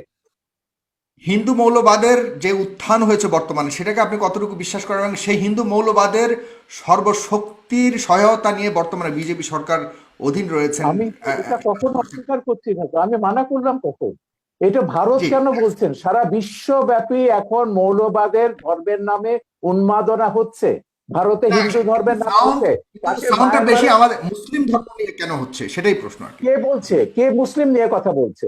আমি মায়ানমারে যখন বুদ্ধিস্ট মঙ্করা যখন মুসলিম নিধন নিয়ে কথা বলছে, সবচেয়ে বেশি রোহিঙ্গাদের ব্যাপারে নির্মূল কমিটি কথা বলেছে, আমাদের সংগঠন কথা বলেছে, আমরা কমিশন গঠন করেছি, আন্তর্জাতিক সেমিনার অন্তত কয়েক ডজন ইন্টারন্যাশনাল সেমিনার করেছি, যে বার্মাতে বুদ্ধিস্ট মঙ্কদের একটা গোষ্ঠী, আমি গোটা বৌদ্ধ ধর্মকে বলবো না, মঙ্করা, আমি কখনো ইসলাম ধর্ম বলছি না, হিন্দু ধর্ম বলছি না, কিছু ধর্ম ব্যবসায়ী রাজনৈতিক মতলবে ধর্মকে ব্যবহার করছে, ইহুদি ধর্মের নামে যেমন করছে, হিন্দু ধর্মের নামে হচ্ছে, ইসলাম ধর্মের নামে হচ্ছে, খ্রিস্টান ধর্মের নামে হচ্ছে, এমনকি সবচেয়ে শান্তির ধর্ম যেটা বলা হয় বৌদ্ধ ধর্ম, সেই নামেও কিন্তু হচ্ছে। বার্মাতে হচ্ছে, সিলনে হচ্ছে, এগুলো আমরা দেখছি। সারা বিশ্বব্যাপী দক্ষিণ পন্থার এই তাণ্ডব গুলো আমরা দেখছি। এই জন্যই আমরা বলছি হিন্দু মৌলবাদের, কথাটা শেষ করতে দিন, হিন্দু আমি মৌলবাদের চাইছি, আমি কোন মৌলবাদকে সাপোর্ট করি না, এমনকি নাস্তিকরাও যখন মৌলবাদীদের ভাষায় কথা বলে সেই নাস্তিকতাকেও আমি সমর্থন করি না। আমার কথা হচ্ছে, বিশ্বে আস্তিক আছে, নাস্তিক আছে, 600 কোটি মানুষ বিভিন্ন ধর্মে বিশ্বাস করে, 100 কোটি মানুষ কোন ধর্মে বিশ্বাস করে না। এই পৃথিবীতে সব মানুষের সমান অধিকার মর্যাদা নিয়ে বাস করবার অধিকার আছে। এইটাকে আপনি যে ধর্মের নামে দিন না কেন, বিভক্তি করতে পারবেন না। জি, আপনার কাছে আবার আসছি ডক্টর এনায়েতুল্লাহ আব্বাসী, বলবেন দয়া করে। আপনার কাছে আমি কিছু প্রশ্ন রাখতে চাই, আমার কাছে অনেকগুলি প্রশ্ন রয়েছে, কিন্তু আপনাকে ছোট করে প্রশ্নগুলো বলছি। জনাব এনায়েতুল্লাহ আব্বাসী, যে কোরআনের রাজনীতি সম্পর্কে কোনো আয়াত রয়েছে কিনা কোরআনে, নাম্বার 1। ইতিমধ্যে রাজনীতির ব্যাপারে কয়েকটি আয়াত এবং সহিহ হাদিস শুনিয়েছি। হ্যাঁ, এটা বলবেন। এরপর ধর্মনিরপেক্ষতা মানে কি? ধর্মহীনতা নয়, এটা কতটুকু ঠিক? কিছু বুদ্ধিজীবী বলে থাকে ইসলামের ব্যাখ্যা আমি উত্তর দিচ্ছি। আপনি দিয়েন, আমি কিছু ইসলামের ব্যাখ্যা কি বাংলাদেশি আলেমদের কাছ থেকে নিব? ইসলামের ব্যাখ্যা না সাগর, কথা হচ্ছে সাগর, আপনি প্রশ্নটাকে অন্যদিকে নিয়ে যাচ্ছেন। আমি ইসলামের ব্যাখ্যা শুনতে চাইছি না, আমি শুনতে চাইছি বঙ্গবন্ধু সেকুলারিজম সম্পর্কে সংবিধানে কি বলেছে। পরে প্রথম বাক্যটি হচ্ছে ধর্মনিরপেক্ষতা মানে ধর্ম। হ্যাঁ, আপনারটা বলবে। আমি পাশাপাশি অন্য কিছু প্রশ্ন আসছে, সেটাই আমি দিচ্ছি, উনি একসাথেই বলবেন সবগুলো। আপনাদের ইসলামীয় রাজনৈতিক উদ্দেশ্য কি, এবং এটা তো বলে গেছেন। জি, আপনি বলুন। জি, প্রথম কথা হচ্ছে, তিনি একটি কথা স্বীকার করেছেন, ধর্মহীনতা বা সেকুলারিস্টের অর্থ জাগতিক, এই অর্থে বঙ্গবন্ধু বাংলাদেশে ধর্মনিরপেক্ষতা চাননি। যেহেতু ধর্মনিরপেক্ষতার আবিষ্কার কখন থেকে, এই তত্ত্বটা পৃথিবীকে কে দিল? এখানে স্পষ্ট ইতিহাসের মধ্যে আছে, secularism was first used by the British writer George Holyoake in 1851। 1851 সালে ব্রিটিশ লেখক তিনি জর্জ হলিওক, তিনি প্রথম ধর্মনিরপেক্ষতার তত্ত্বাবিষ্কার করেছেন। এখন সেই তত্ত্ব অনুযায়ী যদি বঙ্গবন্ধু ধর্মনিরপেক্ষতা না ধর্মহীনতা হয় কিংবা ইহজাগতিক একটিও না হয়, তাহলে তো ধর্মনিরপেক্ষতার সংজ্ঞাটি বদলে দেওয়া উচিত। যেহেতু তিনি বলে বদলে ধর্মনিরপেক্ষতার দিয়েছেন তো, তিনি না, সেকুলারিজম তাহলে সংবিধানও ধর্মনিরপেক্ষতা এই নামটি না থাকা উচিত, সেটার ভিন্ন না একটি না, নাম হওয়া উচিত। ইহুদা আমি শেষ গতিকতা করি, বা একটু একটু ধর্মহীনতা নয়। একটু একটু একটু শেষ করি। যেহেতু বঙ্গবন্ধুর ধর্মনিরপেক্ষতার তত্ত্ব যারা আবিষ্কার করেছে তাদের সাথে মোটেও মিল নেই, অতএব সেই ধর্মনিরপেক্ষতা নামটি পরিবর্তন করে দিলে আমাদের দেশের সংঘাত কিংবা ইসলামী চিন্তাবিদদের সাথে জেনারেল শিক্ষিতদের দ্বন্দ্ব অনেকটাই কমে যায় এবং চিন্তার বিনিময় হয় ও বুঝার ক্ষেত্রে খুব সুবিধা হয়ে থাকে। দ্বিতীয় যে কথাটি শাহরিয়ার কবির সাহেব বলেছেন, যে বারবার তিনি পাকিস্তানের প্রসঙ্গ আর মওদুদির প্রসঙ্গ টেনে আনেন। পাকিস্তান আমাদের কোন আদর্শ নয়, বা আবুল আলা মওদুদিও চিন্তা চেতনা বা ইসলামের সংজ্ঞা নেবার ক্ষেত্রে কোনো ধরনের আমাদের মডেল নয়, আদর্শ নয়। কাদিয়ানী সম্প্রদায় নিঃসন্দেহে অমুসলিম এবং কাফের, এটা কোরআন হাদিস এবং ইজমাই উম্মতের সর্বস্বীকৃত সিদ্ধান্ত অনুযায়ী প্রতিষ্ঠিত, কারণ তারা খাতমে নবুয়তকে বিশ্বাস করে না। আল্লাহ এক, আল্লাহর একত্বে এবং কারো শরীক এরা নাই। হত্যার যোগ্য, তাই তো? শেষ করতে দেন, এদেরকে হত্যা করাটা বৈধ। একটু শেষ করছি আমি। দ্বিতীয়ত, হ্যাঁ হুজুর, আল্লাহ যদি একটু সাপ্লিমেন্ট করে তাহলে সুবিধা হয়, আপনি করি, সাথে সাথে জবাব দিতে পারবেন। জি আমি শেষ করছি। আল্লাহ এক, আল্লাহর একত্বে কারো শরীক নেই। ঠিক সেভাবে মুহাম্মদ সাল্লাল্লাহু আলাইহি সাল্লামকে আল্লাহ তাআলা ১৫০০ বছর আগে প্রেরণ করে নবুয়ত ও রিসালাতের দরজা চিরতরে বন্ধ করে দিয়েছেন। ওনার পরে আজ পর্যন্ত কোন প্রকারই নবী কিংবা রাসূল আসে নাই, কিয়ামত পর্যন্ত আসবে না। এটাকে বলা হয় আকীদায়ে খাতমে নবুয়ত। এই আকীদা খাতমে নবুয়তকে যে বিশ্বাস করবে না, নিঃসন্দেহে সে অমুসলিম এবং কাফের। সেজন্য কাদিয়ানী সম্প্রদায় অমুসলিম এবং কাফের, এটা ৫৭টি মুসলিম রাষ্ট্রের অধিকাংশ মুসলিম রাষ্ট্রেই সংসদীয়ভাবে বিল পাশ করে ঘোষণা করা হয়েছে। দুঃখজনক আমাদের বাংলাদেশে এখনই হয়নি, কারণ বাংলাদেশে কাদিয়ানীদের পক্ষাবলম্বন করার জন্য প্রচুর বুদ্ধিজীবী নামের বুদ্ধি প্রতিবন্ধী আছে। এখন হত্যার কথা এসেছে, আমরা যদি পাকিস্তানের সেই সময়ের আন্দোলনটা দেখি, হযরত আল্লামা মাহমুদুল হাসান, মুফতি শফি সাহেব রহমতুল্লাহ সহ ইসলামী চিন্তাবিদগণ যখন আন্দোলন করেছেন, কাদিয়ানী বিরোধী আন্দোলনে ১০,০০০ মুসলমান শাহাদাত বরণ করেছে। আমি জানতে চাই, কাদিয়ানী কয়জনকে হত্যা করা হয়েছে পাকিস্তানে, তার কোনো হিসাব কি দিতে পারবেন শাহরিয়ার কবির সাহেব? অথচ কাদিয়ানীদেরকে অমুসলিম ঘোষণার দাবি আদায় করতে যে পাকিস্তানে ১০,০০০ মুসলমান শাহাদাত বরণ করেছে, কারণ চরম সেকুলারির ধর্মনিরপেক্ষ ভুট্টো মুসলমানদের বিপক্ষে অবস্থান নিয়েছিল। ১০,০০০ মুসলমানের রক্তের বিনিময়ে কাদিয়ানীদেরকে রাষ্ট্রীয়ভাবে পাকিস্তান সরকার অমুসলিম ঘোষণা করেছিল। তৃতীয় যে বিষয়, ইসলামের সংজ্ঞা কোন বুদ্ধিজীবী কি দিল সেটা পরের কথা। আল্লাহ তাআলা স্পষ্ট কোরআনে বলেছেন, আল্লাহ তাআলা স্পষ্ট করে দিয়েছেন কোরআনে, কে মুসলিম কে অমুসলিম, কে কাফের কে মুমিন। এখন মনে করুন আমাদের শাহরিয়ার কবির সাহেব নিজকে নিশ্চয়ই মুসলিম পরিচয় দিচ্ছেন, কিন্তু কোরআনের কোথাও উনি যে মুসলিম ওনার নামটি খুঁজে পাওয়া যাবে না। তাই বলি কি ওনাকে মুসলিম বলা যাবে না? আপনি সাগর, আপনার নাম কোরআন কারীমে কোথাও নেই যে সাগর একজন মুসলিম ব্যক্তি। আপনাকে কিভাবে আমি মুসলিম বলবো? কে মুসলিম কে অমুসলিম সে সংজ্ঞা কোরআন দিয়েছে। সেই সংজ্ঞা অনুযায়ী যে যুগে যে লোক আসবে, মুসলিমের সংজ্ঞায় যে সংজ্ঞায়িত হবে তাকে আমরা মুসলিম বলবো, অমুসলিমের সংজ্ঞায় যে সংজ্ঞায়িত হবে তাকে আমরা অমুসলিম বলবো। যেহেতু কোরআন সুন্নাহ ও ইজমাই উম্মতের মতে কাদিয়ানী সম্প্রদায় অমুসলিম, সেজন্য আমরা তাদেরকে অমুসলিম এবং কাফের জানি, এবং এটা কোরআনের মত, হাদিসের মত, ইজমাই উম্মতের মত। ধর্মনিরপেক্ষতার বিষয়ে বাংলাদেশের যে বিষয়টা আসছে, আবারও আমি বলবো, যেহেতু বঙ্গবন্ধু তিনি ধার্মিক লোক ছিলেন এবং তিনি পাশ্চাত্য ধর্মনিরপেক্ষতায় বিশ্বাসী ছিলেন না, ওনার ধর্মনিরপেক্ষতার সংজ্ঞা ভিন্ন ছিল, তাহলে সংবিধানে ধর্মনিরপেক্ষতা শব্দটি পরিবর্তন করে বঙ্গবন্ধুর মতাদর্শের জুৎসই একটি সংজ্ঞা দিয়ে দিলেই তো সুন্দর হয়ে যায়। চতুর্থ যে বিষয়টি শাহরিয়ার কবির সাহেব বলেছেন, মৌলবাদী। মৌলবাদ আর উগ্রবাদ এক জিনিস নয়। আমরা প্রতিটি মুসলিম নিজকে মৌলবাদী মনে করে থাকি। মৌলবাদ শব্দটার উৎপত্তি কোত্থেকে? ফান্ডামেন্টালিজম, এটা কোত্থেকে এসেছে? ইউরোপে যখন রেনেসাঁ বিপ্লব হয়েছে, সেখানে খ্রিস্টানরা দুই ভাগে বিভক্ত হয়েছিল, ক্যাথলিক, প্রোটেস্ট্যান্ট। প্রোটেস্ট্যান্টরা বিশ্বাস করত আক্ষরিক অর্থে বাইবেল ঐশ্বরিক, আর ক্যাথলিকরা বিশ্বাস করত আক্ষরিক অর্থে বাইবেল ঐশ্বরিক নয়। তখন ক্যাথলিকরা প্রোটেস্ট্যান্টদেরকে ফান্ডামেন্টালিস্ট বা মৌলবাদী আখ্যায়িত করেছিল। সেই হিসেবে যদি আমরা আক্ষরিক অর্থে কোরআনকে বিশ্বাস করার কারণে মৌলবাদী হয়ে থাকি, অবশ্যই আমরা মৌলবাদী, এবং সেই মৌলবাদকে আমরা লালন করি কোরআনকে আক্ষরিক অর্থে বিশ্বাস করার কারণে। আর যদি উগ্রবাদ সেই অর্থে মৌলবাদী বলা হয়, তাহলে আমরা বলবো আমরা মৌলবাদী নয়, আমরা পরামর্শহীনচু। আমরা খেলাফতি বিশ্বাসী, ইসলামের মূলে বিশ্বাসী, এবং ইসলামের রাজনৈতিক আদর্শে বিশ্বাসী। কায়েম হবে, খেলাফতটা কিভাবে কায়েম হবে একটু ব্যাখ্যা করেন।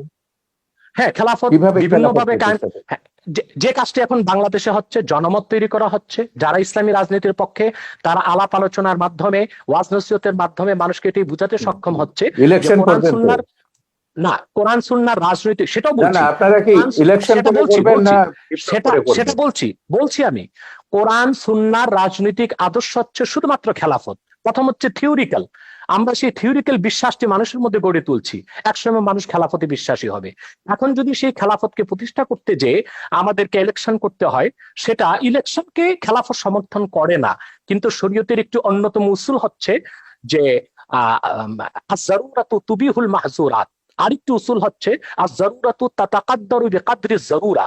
বিশেষ প্রয়োজনে, আপৎকালীন মুহূর্তে যা নিষিদ্ধ তা সাময়িক সময়ের জন্য করা যেত পারে। অতএব ইলেকশনের মাধ্যমেও যদি রাষ্ট্র ক্ষমতায় যে ইসলামপন্থীগণ খেলাফতকে প্রতিষ্ঠিত করেন, তারপরে রাষ্ট্র ব্যবস্থার নীতি পরিবর্তন করার অথরিটি তারা পাবেন। তৃতীয় যে বিষয়টি আমি বলবো, যে আজকে সারা পৃথিবীতে গণতন্ত্র সমাজতন্ত্র ব্যর্থতার পরিচয় দিয়েছে। গণতন্ত্র সমাজতন্ত্র ধর্মনিরপেক্ষতা কাগজে কলমে আছে, বাস্তবতায় পৃথিবীর কোথাও নেই। বরং পৃথিবীর শক্তিশালী রাষ্ট্রগুলো এখন খেলাফত ব্যবস্থার দিকে ধাবিত হচ্ছে, অঘোষিতভাবে প্রচার না করে। যেমন মস্কোতে সোভিয়েত রাশিয়া ভেঙে যাবার পর এখন পুতিন ক্ষমতায় এসেছে, সে অনেকটা একনায়কতন্ত্রকে গ্রহণ করেছে।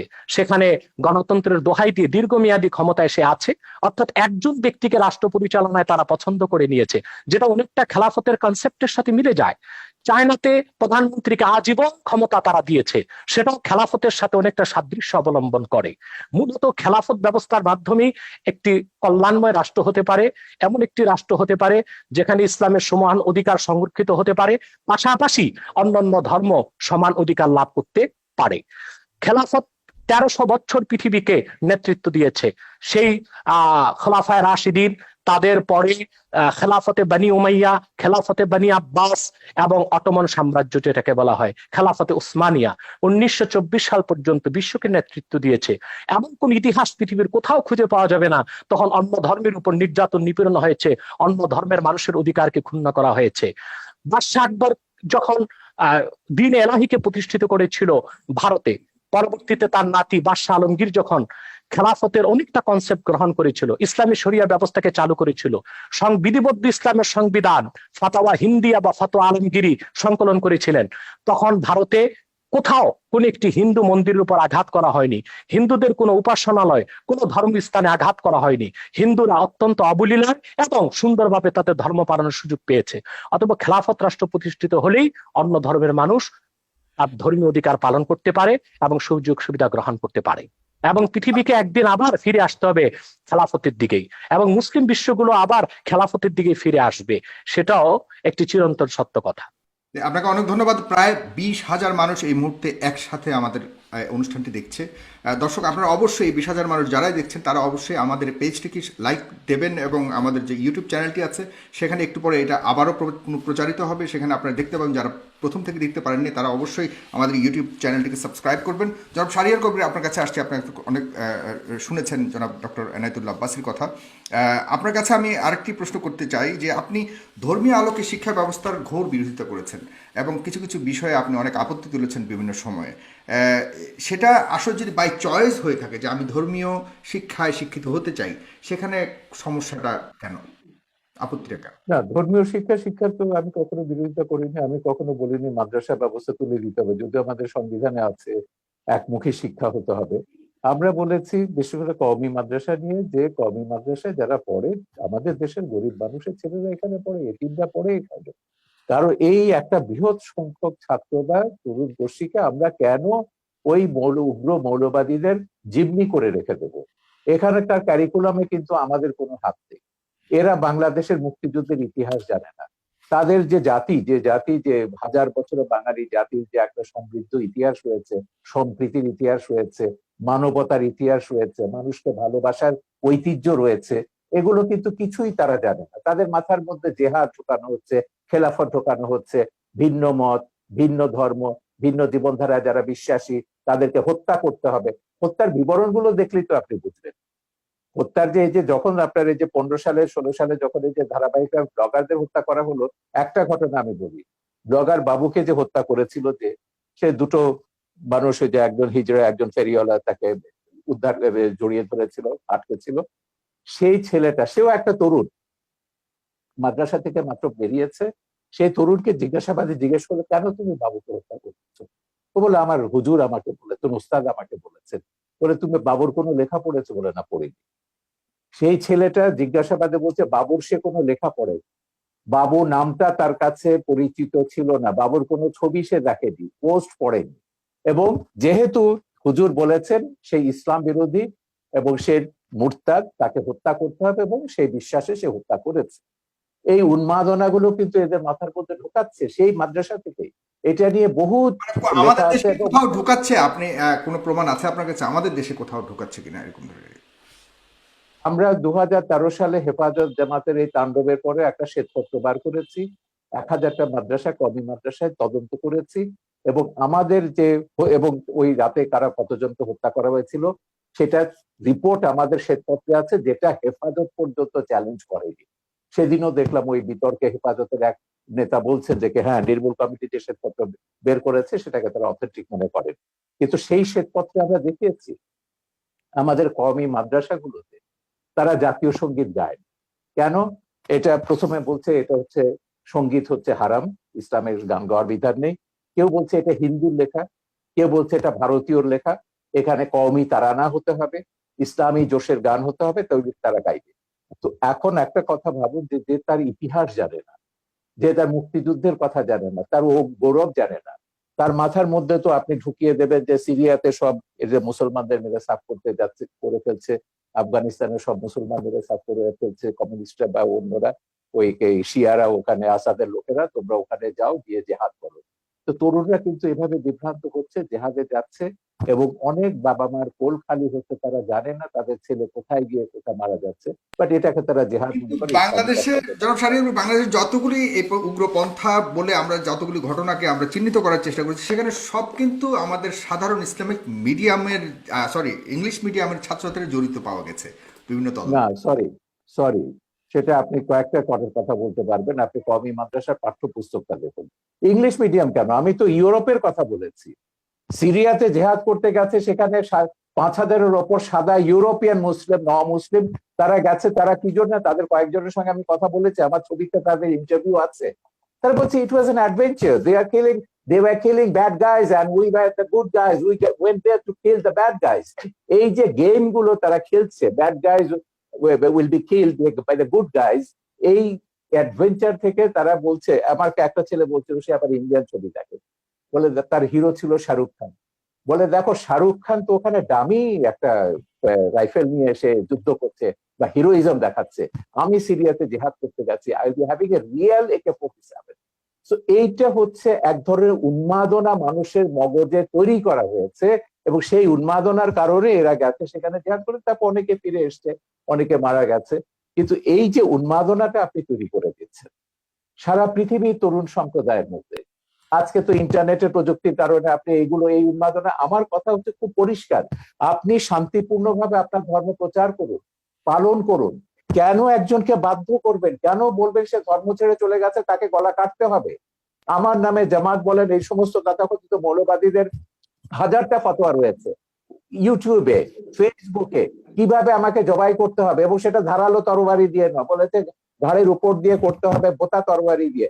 এগুলো তো সব আমরা জাহানারা ইমামের আন্দোলনের শুরু থেকে দেখছি, যে তাদেরকে মুরতাদ, কাফের ট্যাগ লাগিয়ে দাও, ট্যাগ লাগিয়ে তাদের হত্যা করো। উনি যেমন বললেন যে শাহরিয়ার কবির তো ইসলাম, মুসলমান মুরতাদ। এখন এই জিনিসটা হচ্ছে, আমি এইগুলো পরিষ্কার ভাবে বলেছি, আমি মুসলমান কি মুসলমান না, কোন বান্দাকে আমি দায়িত্ব দেইনি সেকে প্রমাণ করবার জন্য বা আমাকে ট্যাগ লাগাবার জন্য। আমি যদি মুসলমান না হই, আল্লাহ আমাকে শাস্তি দেবেন। আল্লাহ ছাড়া আর কারো বিধান এই বিষয়ে, কে মুসলমান কে মুসলমান নয়, কোন বান্দার বিধান। প্রগতিশীল সমাজ থেকে যে দাবি করা হচ্ছে কে মুসলমান নয় কে মুসলমান, সেক্ষেত্রে সেটাকেও আপনি কিভাবে দেখছেন? মানে মানে কোন আমরা আমরা আমরা অনেক সময় বলে থাকি বুদ্ধিজীবী সম্প্রদায় থেকে বা আমাদের যারা সেখান থেকে বড় থাকে, না এরা রিয়াল মুসলমান নন, এরা উগ্রবাদী। সেই জিনিসটুকু নির্ধারণ করার দায়িত্ব কার? আমরা সবসময় বলেছি ইসলাম একটা শান্তির ধর্ম। হ্যাঁ, ইসলামকে যখনই আপনি সন্ত্রাসের সমর্থক করবেন, যখনই এই যে আমি আসছি মামুনুল হকের বাবা কি বলেছিলেন, মামুনুল হকের বাবা বাবরি মসজিদ যখন ভাঙলো, মামুনুল হকের বাবা তখন বললেন কি, আজিজুল হক, ইসলাম নামক বৃক্ষটির গোড়ায় পানি নিয়ে রক্ত ঢালতে হবে। তারপর দিন আমি এটা নিয়ে প্রতিবাদ করলাম, আমি বললাম ইসলাম কি ড্রাকুলার ধর্ম? রক্ত পান করে ইসলামকে জীবিত হতে হবে? তাই খ্রিস্টান মিথোলজির মধ্যে যে ড্রাকুলা ক্যারেক্টারটা আছে, এটা পিশাচের ধর্ম, ড্রাকুলা তো একটা পিশাচ। আমার কথা হচ্ছে সেইটাই, শান্তির ধর্ম ইসলামকে কে সন্ত্রাসের ধর্মে রূপান্তরিত করেছে? এই আল কায়দারা, এই আইএসআইএসরা, এই জামাতি আমি আপনার কাছে ওহাবি মৌলবাদী সন্ত্রাসী সালাফি, এরাই ইসলামকে সন্ত্রাসের ধর্ম পরিণত করেছে। আমি ইসলাম নিয়ে কথা বলছি, সব ধর্মের ব্যাপারে আমি বলছি, মৌলবাদ আপনি আপনি আপনার ব্যক্তিগত জীবনে রাখুন, সেটাকে আমার উপর চাপাতে যাবেন না, রাষ্ট্রের উপর এটাকে চাপাতে যাবেন না। আমি এখানে মানুষ আমি আপনার কাছে আবারও আসছি, শারীরিক করবে। আমরা অনুষ্ঠানের প্রায় শেষ প্রান্তে, আমরা খুব ছোট করে আরো কিছু মন্তব্য নেব, এবং অনেকেই মন্তব্য করেছেন। দর্শক, আপনাদের মন্তব্য থেকে আমি কিছু মন্তব্য নেব একটু পরেই। অবশ্যই আপনারা শেয়ার করবেন অনুষ্ঠানটিকে, তাহলে অনেকেই দেখতে পাবে। আইএস নিয়ে কথা হয়েছে, আইএস নিয়ে এই মাত্র ডক্টর শাহরিয়ার কবির কথা তুলেছেন। সেখানে অসংখ্য মুসলমান হত্যা করা হয়েছে, জনাব ডক্টর এনায়েতুল্লাহ আব্বাসী। এই যে মুসলমানরা নিজেরা আরেকটা মুসলমানকে হত্যা করা বা কোনো, এটা কোনোভাবে কি জাস্টিফাইড কিনা ধর্মীয় আলোকে? ধন্যবাদ, ধন্যবাদ সাগর আপনাকে। কিন্তু শাহরিয়ার কবির সাহেবের একটি প্রশ্নের উত্তর দিয়েই কথাটি শুরু করা উচিত মনে করছি। তিনি বলেছেন কে মুসলিম কে অমুসলিম, এই অথরিটি একমাত্র আল্লাহ তাআলার। আমি তাকে তাৎক্ষণিক প্রশ্ন করছি, এবং উত্তরটি তিনি তার ফ্লোর যখন পাবেন তখন দিবেন, যে কোন ব্যক্তি যদি বাংলাদেশের স্বাধীনতা সার্বভৌমত্বকে অস্বীকার করে, সংবিধান অনুযায়ী সে লোকটি রাষ্ট্রদ্রোহী, এবং রাষ্ট্রদ্রোহী হিসেবে তার শাস্তি হবে। কিন্তু সংবিধানে সেই রাষ্ট্রদ্রোহীর নাম লেখা থাকার প্রয়োজন নেই। ঠিক সেভাবে কে কাফের কে মুমিন, কে মুসলিম কে অমুসলিম, তা আল্লাহ কর্তৃক প্রেরিত সংবিধান কোরআন কারীমের মধ্যে স্পষ্ট করে দেওয়া হয়েছে। অতএব কোরআন কারীমের বিধান অনুযায়ী উলামায়ে কেরাম কে কাফের সেটা বলেন, কে মুসলিম সেটা বলেন। এটা একটি স্পষ্ট বিষয়। খুবই স্থূল চিন্তার, সূক্ষ্ম চিন্তার প্রয়োজন নেই, স্থূল চিন্তাধারীও কথাটি বুঝতে পারে। কোন ব্যক্তি যদি স্বাধীনতা সার্বভৌমত্ব অস্বীকার করে, এখন তাকে যদি রাষ্ট্রদ্রোহী বলে, সে যদি বলে যে সংবিধান সাথে সাথে আমরা নিতে পারি, আমরা শাহরিয়ার কবির কিছু জিজ্ঞাসা করতে চাচ্ছি, আপনি যদি নেন তাহলে আপনার কথা বলতে সুবিধা হবে। আমি একটু শেষ করছি, আবার শুনবো। অতএব কোরআন কারীমে আল্লাহ স্পষ্ট বলে দিয়েছেন মা ইউজাদুলু ফি আয়াতিল্লাহি ইল্লাল্লাযিনা কাফারু। আল্লাহর কোরআনের আয়াতে যে সন্দেহ করে, অস্বীকার করে, সে কাফের ছাড়া কিছুই নয়। এখন কোরআন কারীমের 6666 খানা আয়াতের কোন একটি আয়াতকে কেউ যদি অস্বীকার করে, আল্লাহর সিদ্ধান্ত অনুযায়ী আমি তাকে কাফের বলবো। তাকে যে কাফের বলবে না, সেও কাফের হয়ে যাবে। তবে তার শাস্তি কি হবে সেটাও কোরআন নির্ধারণ করে দিয়েছে, হাদিস নির্ধারণ করে দিয়েছে। দ্বিতীয় যে কথা তিনি বলেছেন আইএস এর কথা, জিহাদের কথা, সবচেয়ে আফসোসের বিষয়, জিহাদ সম্পর্কে ইসলাম কি বলে আমাদের ধারণাটা মোটেও নেই। আইএস কে আমরা প্রকৃত মুসলিম তো মনেও করি না। সেটা কি মুসলমান দায়ী? আইএস এর প্রতিটি অস্ত্রের গায়ে লেখা ছিল, অস্ত্রের গায়ে it is the property of United state of America. Is এর অস্ত্রগুলো আমেরিকার দেওয়া। ইসলাম মুসলমানের চিরশত্রু আমেরিকা জিহাদ করার জন্য আইএস কে অস্ত্র দিবে কেন? তাতে তো বোঝা যায় বাল মে কুছ কালা হয়, কালা হয়। সন্ত্রাস ছড়িয়ে তার দায়ভার ইসলামের উপর দেওয়ার একটি নিউ কনজারভেটিভ ইহুদি খ্রিস্টানদের রক্ষণশীল সমাজের একটি অপচেষ্টা ছাড়া আর কিছু নয়। কিন্তু সবচেয়ে বড় কথা হচ্ছে, যারা অস্ত্র হাতে মধ্যপ্রাচ্যে জিহাদ করছে তাদেরকে আমরা সন্ত্রাসী বললাম, কিন্তু সেই সন্ত্রাস তৈরির পিছনে যারা ক্ষেত্র প্রস্তুত করলো তাদেরকে আমরা অপবাদ দিচ্ছি না কেন? আমেরিকা ইরাকে হামলা করেছে, অজুহাত ছিল সেখানে কেমিক্যাল উইপন আছে, রাসায়নিক অস্ত্র আছে। একটি স্বাধীন সার্বভৌম দেশকে তছনছ করে দিল, মাটির সাথে মিশিয়ে দিল। কিন্তু তদন্তে দেখা গেল এক ফোঁটা কেমিক্যাল উইপন সেখানে পাওয়া যায়নি। এখন সেখানে ইরাকের মুসলমানরা যদি তাদের স্বাধীনতা সার্বভৌমত্বের জন্য, তাদের অধিকারকে রক্ষার জন্য অস্ত্র হাতে তুলে নেয়, সেই জিহাদ সন্ত্রাস হয়ে যাবে। এতটা অযৌক্তিক অবিচার কোনো মানুষ তো মেনে নিতে পারে না। ফিলিস্তিনে মুসলমান বসবাস করতে আজকে পারছে না, ইসরায়েলি সন্ত্রাসীদের কারণে বাইতুল মুকাদ্দাসে মুসলমান নামাজ পড়তে পারছে না। সেখানে মুসলমান যদি তার অধিকারকে সংরক্ষণ করার জন্য, অধিকারকে আদায় করার জন্য অস্ত্র হাতে তুলে নেয়, সেটা সন্ত্রাস হয়ে যাবে। সারা বিশ্বব্যাপী জাতিসংঘের তত্ত্বাবধানে সন্ত্রাসকে ছড়ানো হচ্ছে। বাংলাদেশের বিষয়ে বলা হচ্ছে কওমি মাদ্রাসার ছাত্ররা সন্ত্রাস করে, অথচ জেএমবি যখন বাংলাদেশে সিরিজ বোমা হামলা করেছে, কওমি মাদ্রাসাগুলো মাঠে ঘাটে আন্দোলন করেছে সন্ত্রাসের বিরুদ্ধে। হাটহাজারী থেকে আহমদ শফি সাহেব তখন মহাপরিচালক ছিলেন, তিনি স্পষ্ট করে ব্যাখ্যা দিয়েছিলেন নিরপরাধ মানুষকে বোমা মেরে হত্যা করা ইসলাম সমর্থন করে না। সে দায়টা কওমি মাদ্রাসা কেন দিবে, এদেশের মাদ্রাসাগুলো কেন দিবে? বরং পিছনে কারো জড়িত ছিল তারাই দায়ী হবে বলে আমরা বিশ্বাস করি। রমনা বটমূলে যখন বোমা হামলা করা হয়েছিল তখন আমরা দেখেছি দায় দেওয়া হয়েছিল মাদ্রাসা ছাত্রদের, কিন্তু রমনা বটমূলে বোমা হামলার 1 ঘন্টা পরই আমরা দেখেছি বামপন্থী কিছু সংগঠন ব্যানার নিয়ে আলেম ওলামার বিরুদ্ধে মিছিল বের করেছে। তারা কি করে জানতো যে 1 ঘন্টা আগে রমনা বটমূলে বোমা হামলা হবে? নিশ্চয় ঘটনাটির সাথে তারাই জড়িত ছিল। সন্ত্রাসী কর্মকাণ্ড করে দায় তারা আলেম ওলামা পীর মাশায়েখের উপর দেওয়ার চেষ্টা করেছে। আলেম ওলামা পীর মাশায়েখদের ইমেজকে, সম্মানকে ক্ষুণ্ণ করার জন্য এবং বাংলাদেশে যেন ইসলামের রাজনৈতিক উত্থান না ঘটে সেটা ঠেকাবার জন্য। অতএব না জেনে আমি যেটা হচ্ছে, আপনি আহমেদ শফির কথা বললেন, আপনি একটু মন্তব্য করুন। এই আহমেদ শফি 2013 সালের 15ই ফেব্রুয়ারি সমস্ত তথাকথিত ইসলামিক পত্রিকাগুলোতে, জামাতের এবং তাদের সহযোগীদের পত্রিকা, আধা পৃষ্ঠা একটা খোলা চিঠি লিখেছেন প্রধানমন্ত্রীকে। সেখানে আমার নাম, মুনতাসির মামুনের নাম, জাফর ইকবালের নাম, আমাদের সবার নাম উল্লেখ করে বলেছিলেন এইসব নাস্তিক, মুরতাদ, কাফের এরা। এবং তারপর যেটা ব্লগারদের বিরুদ্ধে তিনি তার ঘাতকদেরকে লেলিয়ে দিলেন, তারপর তো সিরিজ অফ ব্লগার হত্যা আমরা দেখলাম, এবং প্রত্যেকে তারা বলেছে, এবং যারা ওই যে ইয়েটা করেছে, এই হলি আর্টিজান ঘটিয়েছে, তারাও বলেছে তারা জাকির নায়কের ওয়াজ শুনে এবং আহমদ শফির ওয়াজ শুনে তারা এগুলো করেছে। ধর্ষণের ব্যাপারে তিনি যেটা বলেছে, ধর্ষণটা বেড়েছে কেন? আহমদ শফির সেই ওয়াজ কি আমরা ভুলে গেছি? এখনো ইউটিউবে আপনি পাবেন যে গার্মেন্টস এর মেয়েদেরকে তিনি ঘর থেকে বেরোতে মানা করছেন, ঘর থেকে বেরোলে পুরুষের লালা ঝরবে, এবং যে পুরুষের লালা ঝরবে না সে পুরুষ নয়, তাদেরকে প্রকারান্তরে যে গার্মেন্টস এর মেয়েদেরকে জেনাকারিনী বলছে যে এরা বাইরে যায় জেনা করবার জন্য। এবং আমার ও ছবি তো ওখানে আছে, একজন এসে বলেছেন যে ইসলামী আইন অনুযায়ী তিনি প্রমাণ ছাড়া এমন কথা বলতে পারেন না, সেই অনুযায়ী তার 80টা দৌড়াপেক হবে। আমি সেইখানে যাচ্ছি না, আমার কথা হচ্ছে দিস ইজ বাংলাদেশ, এটা বাংলাদেশ। এখানে এখনো ইসলামী হুকুমত কায়েম হয়নি, এখনো কোরআনের আইন কায়েম হয়নি। বাংলাদেশ চলবে বঙ্গবন্ধু যে সংবিধান দিয়ে গেছেন সেই সংবিধান অনুযায়ী। যেদিন আপনারা খিলাফত কায়েম করবেন সেদিন আপনাদের কোরআনের আইন কায়েম করুন, আমাকে 100 বার আপনারা হত্যা করুন, তাতে কিছুই যায় আসে না। কিন্তু কথা হচ্ছে যতক্ষণ পর্যন্ত এটা বাংলাদেশ আছে ততক্ষণ পর্যন্ত বাংলাদেশের সংবিধানের মূলনীতি আপনাকে বিশ্বাস করতে হবে, আমার বাঙালিত্বের চেতনাকে বিশ্বাস করতে হবে। ধর্ম আমি 100 বার বদলাতে পারি, কিন্তু আমি কখনো আমার এথনিক আইডেন্টিটি, বাঙালি সত্তা, আপনিও এখন বাংলায় কথা বলছেন, আপনি নিজেও একজন 1000 বছর ধরে আপনার পূর্বপুরুষরা বাঙালি ছিলেন, এবং ইসলাম গ্রহণ করবার আগে অন্য ধর্ম ছিল কিংবা কোনো ধর্ম ছিল না। ধর্ম আপনি বদলাতে পারেন, কিন্তু যেটা আপনি বদলাতে পারেন না সেটা হচ্ছে আপনার জাতিসত্তা, এথনিক আইডেন্টিটি। এথনিসিটি অনুযায়ী আমরা 5000 বছরের একটা প্রাচীন জাতি, এই প্রাচীন জাতির আমাদের একটা সভ্যতা আছে, ঐতিহ্য আছে, এবং সংবিধানে এগুলো রক্ষার কথা দায়িত্ব রাষ্ট্রকে দেওয়া হয়েছে। আমাদের ঐতিহ্য এগুলো আমাদের রক্ষা করতে হবে, তারপরে আমরা যে যা ধর্ম পালন করব। কেউ যদি ধর্ম পালন না করে তারও এই দেশে থাকবার সমান অধিকার মর্যাদা দিতে হবে, এবং আছে সংবিধান অনুযায়ী সেটা আছে। আমার কথা হচ্ছে সহিষ্ণুতা প্রদর্শন করুন, সৌভ্রাতৃত্ব প্রদর্শন করুন, ইসলামকে কলঙ্কিত করবেন না, রাজনীতি টেনে এনে সন্ত্রাসকে বৈধতা দিয়ে ইসলামকে আপনারা দয়া করে কলঙ্কিত করবেন না। পশ্চিমারা একটা অজুহাত পেয়ে গেছে, ইসলাম ব্যাশিং একটা শব্দ পশ্চিমে, এবং তাদেরকে গিয়ে বোঝাতে হয় যে না আমাদের দেশে ইসলাম হচ্ছে এটা সুফিদের ইসলাম, এটা শান্তির ইসলাম, কিছু সংখ্যক বিপদগামী এগুলো আইএস আল কায়দার প্ররোচনায় তারা এগুলো করছে। কিন্তু এই কথাগুলো যখন আমরা ভিন্ন ধর্মকে যখন আক্রমণ করছি ওয়াজের নাম, ভিন্ন মতাবলম্বীদের যখন আক্রমণ করছি ওয়াজের নাম, এবং অশ্লীল কদর্য ভাষায় কথা বলা হচ্ছে, এবং তখন আপনি কি ধারণাটা দিচ্ছেন ইসলাম সম্পর্কে সেটা বলুন।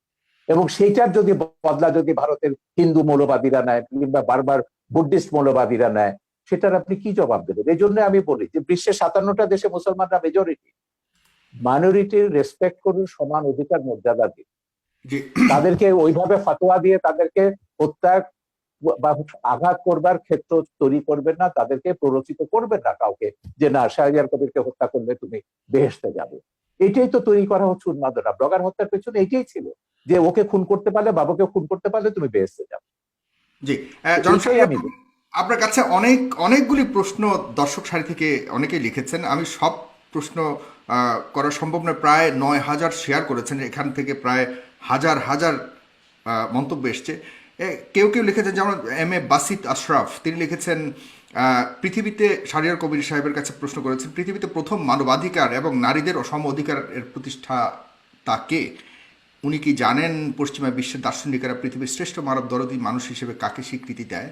ডেফিনেটলি তিনি কাকে মিন করেছেন আপনি জানেন। সেক্ষেত্রে আপনার বক্তব্য জানতে চেয়েছে এই একজন লেখক। এরপরে রয়েছেন কাফায়েতুল্লাহ সাহেব, আপনার মুক্তিযুদ্ধের অবদান সম্পর্কে জানতে চেয়েছে। এরপরে লিখেছেন, বাংলাদেশের স্বাধীনতা আন্দোলনে যারা যুদ্ধ করেছে তারা কি সবাই স্বাধীনতা বুঝতো? তারা কি জেনে শুনে সবাই মুক্তিযুদ্ধে অংশগ্রহণ করেছে? তাহলে নাস্তিকের বিরুদ্ধে আন্দোলন করতে হলে সবাইকে জানতে হবে কেন? এই ধরনের অনেকগুলি প্রশ্ন করেছেন। মাওলানা ওমর ফারুক লিখেছেন, পারভেজ জুয়েল লিখেছেন, এমডি মাসুম লিখেছেন, শাহিদ আহমেদ লিখেছেন, অনেকেই লিখছেন, লিখে যাচ্ছেন। আপনারা লিখতে থাকুন, আমি সম্ভব হলে কিছু নেব। তবে এই পর্যায়ে অনুষ্ঠানের শেষ প্রান্তে চলে এসেছি, 2 মিনিট করে শুধুমাত্র আপনারা দুজন আবারও শেষ বক্তব্য দেবেন। এগুলো কিন্তু জামাতিদের একটা পরিকল্পিত ব্লগ আছে। যখনই আমি কোনো কথা বলি টকশোতে 1,000 2,000 এগুলো ডিসলাইক আসবে এবং প্রশ্নগুলো করা হবে মুক্তিযুদ্ধ নিয়ে। এটা বলতে বলতে আমি ক্লান্ত হয়ে গেছি। আমার মুক্তিযুদ্ধের কি অবদান আছে, বাংলাদেশের স্বাধীনতা যুদ্ধের দলিলপত্রটা, এটা আগাগোড়া পড়ুন। আমি বলে দেবো না কোন পৃষ্ঠা, আপনাকে পড়তে হবে।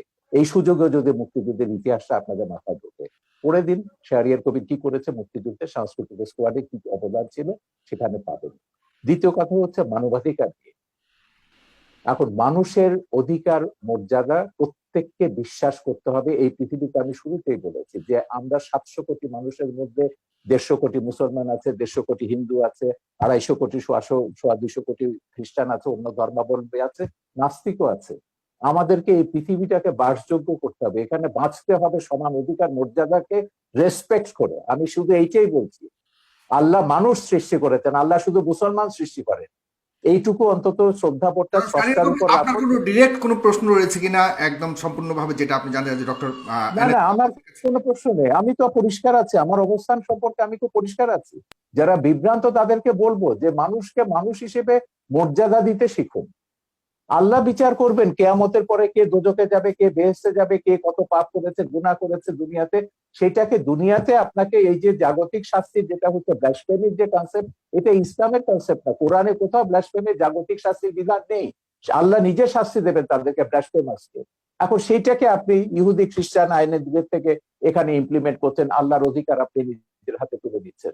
আমার কথা হচ্ছে, বাংলাদেশে তো অন্য ধর্মের মানুষ আছে, 57টা দেশে মুসলমানরা মেজরিটি। এখন আমি যদি এখানে মেজরিটি রুল চাপাই, অন্যান্য দেশগুলোতে যখন তারা তাদের মেজরিটি রুল চাপাবে, সেই সব দেশের মুসলমানদের নির্যাতনের দায়িত্ব, ভারত বলুন, শ্রীলঙ্কা বলুন, কিংবা মায়ানমারের মুসলমানদের নির্যাতনের দায়িত্ব কিন্তু আমাদের মোল্লাদেরকে নিতে হবে।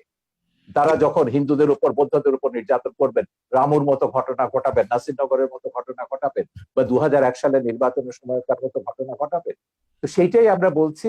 আমাদের এখানে সব ধর্মের মানুষ সমান অধিকার মর্যাদা নিয়ে বাস করবে। সব ধর্মের মানুষ মুক্তিযুদ্ধে অংশ নিয়েছে।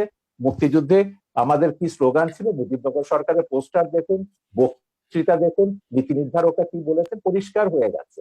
যুদ্ধের ভেতর দিয়ে আমাদেরকে আপনার কাছ থেকে জাস্ট 1 সেকেন্ড, 5 সেকেন্ড ভাস্কর্য নিয়ে আপনার বক্তব্য শুনতে চাই, যেটা অতি সম্প্রতি অনেক আলোচিত হয়েছে। যখন আমি মিশরে, তখন আমি মিশরে ছিল, মুসলিম ব্রাদারহুড যখন এটা নিয়ে একটা বিতর্ক, সালাফিরা বিতর্ক তুলেছিল, স্ফিংস থাকতে পারবে না। স্ফিংস এটা পৌত্তলিকতা এবং ভাস্কর্যতা। সেখানে একটা সুভেনির বিক্রি করতে, একজন সুভেনির বিক্রি, এবং বেশ লম্বা দাড়িওয়ালা, চোপা পরা, এই সাথে হুজুর টাইপের। আমি সুভেনি কিনতে বললাম, আমি তুমি ওহাবিরা সালাফিরা ওহাবি না, সালাফিরা সেখানে বলছে যে কি এটা তো হারাম হিসেবে। বলে দেখো, এটা হচ্ছে আমাদের সংস্কৃতি। ধর্ম আর সংস্কৃতি এক জিনিস না। সংস্কৃতিটা হচ্ছে খ্রিস্টান মুসলমান নির্বিশেষে, এটা সবগুলো আমাদের সংস্কৃতির অন্তর্গত। সালাফিরা দাবি করেছিল, মুসলিম ব্রাদারহুড তখন ক্ষমতায় ছিল, তারা সেটা ভাঙেনি। তিনি যে বলছেন যেসব দেশ খেলাফতের দিকে যাচ্ছে, বিশেষ করে তুরস্কের কথা তিনি উল্লেখ করলেন।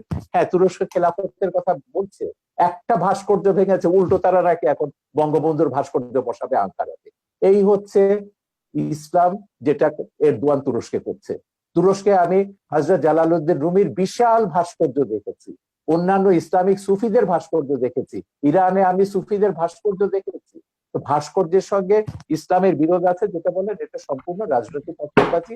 ভাস্কর্য সভ্যতার অংশ, ইতিহাসের অংশ, ইতিহাসের মহানায়ক সেটা ইসলামিক স্কলার আছেন, অন্যান্য আছেন, স্কলাররা আছেন, মিশরে যান, ইসলামিক স্কলার কেন, বুদ্ধিজীবীদের দেখবেন, সঙ্গীতকারদের দেখবেন, উম্মে কুলসুম বিশাল আরব বিশ্বের সবচেয়ে পপুলার গায়িকা, তার বিশাল ভাস্কর্য ভাস্কর্য ভাগাভাগি আছে। চলছে, এটা কি আপনি মনে করেন যে রাজনৈতিক কোনো ঘৃণিত এটা পুরো রাজনীতি, এর সঙ্গে ইসলামের কোনো সম্পর্ক নেই, একদম রাজনীতি। মোল্লা ইসলামিক ওমর যেটা আফগানিস্তানে করেছে সেই কাজটাই তারা এখানে রিপিট করছে। মোল্লা ওমর এখানে কারা বলতে কারা ইসলামের কারা কারা করছে বর্তমানে বাংলাদেশে যে আপনি ভাস্কর্য ভাঙার পেছনে কাদেরকে দায়ী তারা করবেন? তো সবগুলো, যারা তো ঘোষণা দিয়ে করছে, খেলাফত, হেফাজত, যারা ইসলামী শাসনতান্ত্রিক আন্দোলন বা তাদেরকে যারা সাপোর্ট করে, যাদের পেছনে জামাত বিএনপি তো রয়েছে, রাজশাহীতে যাদের পেছনে রাজশাহীতে আমরা আইএসআই রয়েছে। দেখেছি আওয়ামী লীগের নেতাদেরকে গ্রেফতার করা হয়েছে। আরে ওটা বাঘা যতীনেরটা তো কাগজে বেরিয়েছে, এটা স্কুল কমিটি নিয়ে তাদের মধ্যে দ্বন্দ্ব, এটার সঙ্গে ভাস্কর্য ভাঙার কোনো সম্পর্ক নেই। ওকে, ভাস্কর্য নিয়ে 2013 সাল থেকে বঙ্গবন্ধু এখানে উপলক্ষ, বঙ্গবন্ধুর গায়ে হাত দিয়েছে বলে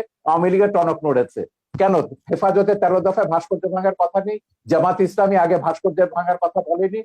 হেফাজতে 13 দফায় যা আছে, কাদিয়ানীদের কাফের ঘোষণা থেকে শুরু করে ব্লাসফেমি এন্ড পানিশমেন্ট করা, সবগুলোই হচ্ছে জামাতের দফা। এখন এগুলোকে তিনি যতই পার্থক্য করুন না কেন, জামাতের সঙ্গে আমাদের পার্থক্য আছে, তিনি কিন্তু কাদিয়ানীদের কাফের ব্যাপারে জামাতের সঙ্গে একমত, ব্লাসফেমি আইন চালুর ব্যাপারে তিনি জামাতের সঙ্গে একমত, ভাস্কর্য ভাঙার ব্যাপারও আশা করি তিনি নিশ্চয়ই একমত হবেন ওদের সঙ্গে। তো এইটাই হচ্ছে মিলের জায়গাটা। আমি বলছি যে রাজনীতিতে যখনই আনবেন ইসলামকে বা কোনো ধর্মকে, তখনই ওই বার্মার মতন ঘটনা ঘটবে, ভারতের মতন ঘটনা ঘটবে, বাংলাদেশের মতন ঘটনা ঘটবে, পাকিস্তানের মতন ঘটনা ঘটবে। এতে করে কি বিশ্বে শান্তি আসবে বা কোনো দেশে আমরা কি শান্তিতে বাস করতে পারবো?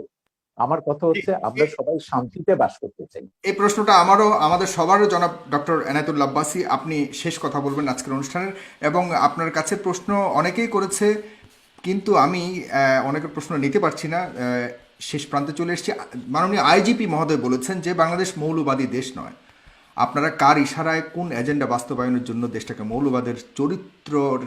মৌলবাদী চরিত্রের তকমা আটানোর চেষ্টা করছেন?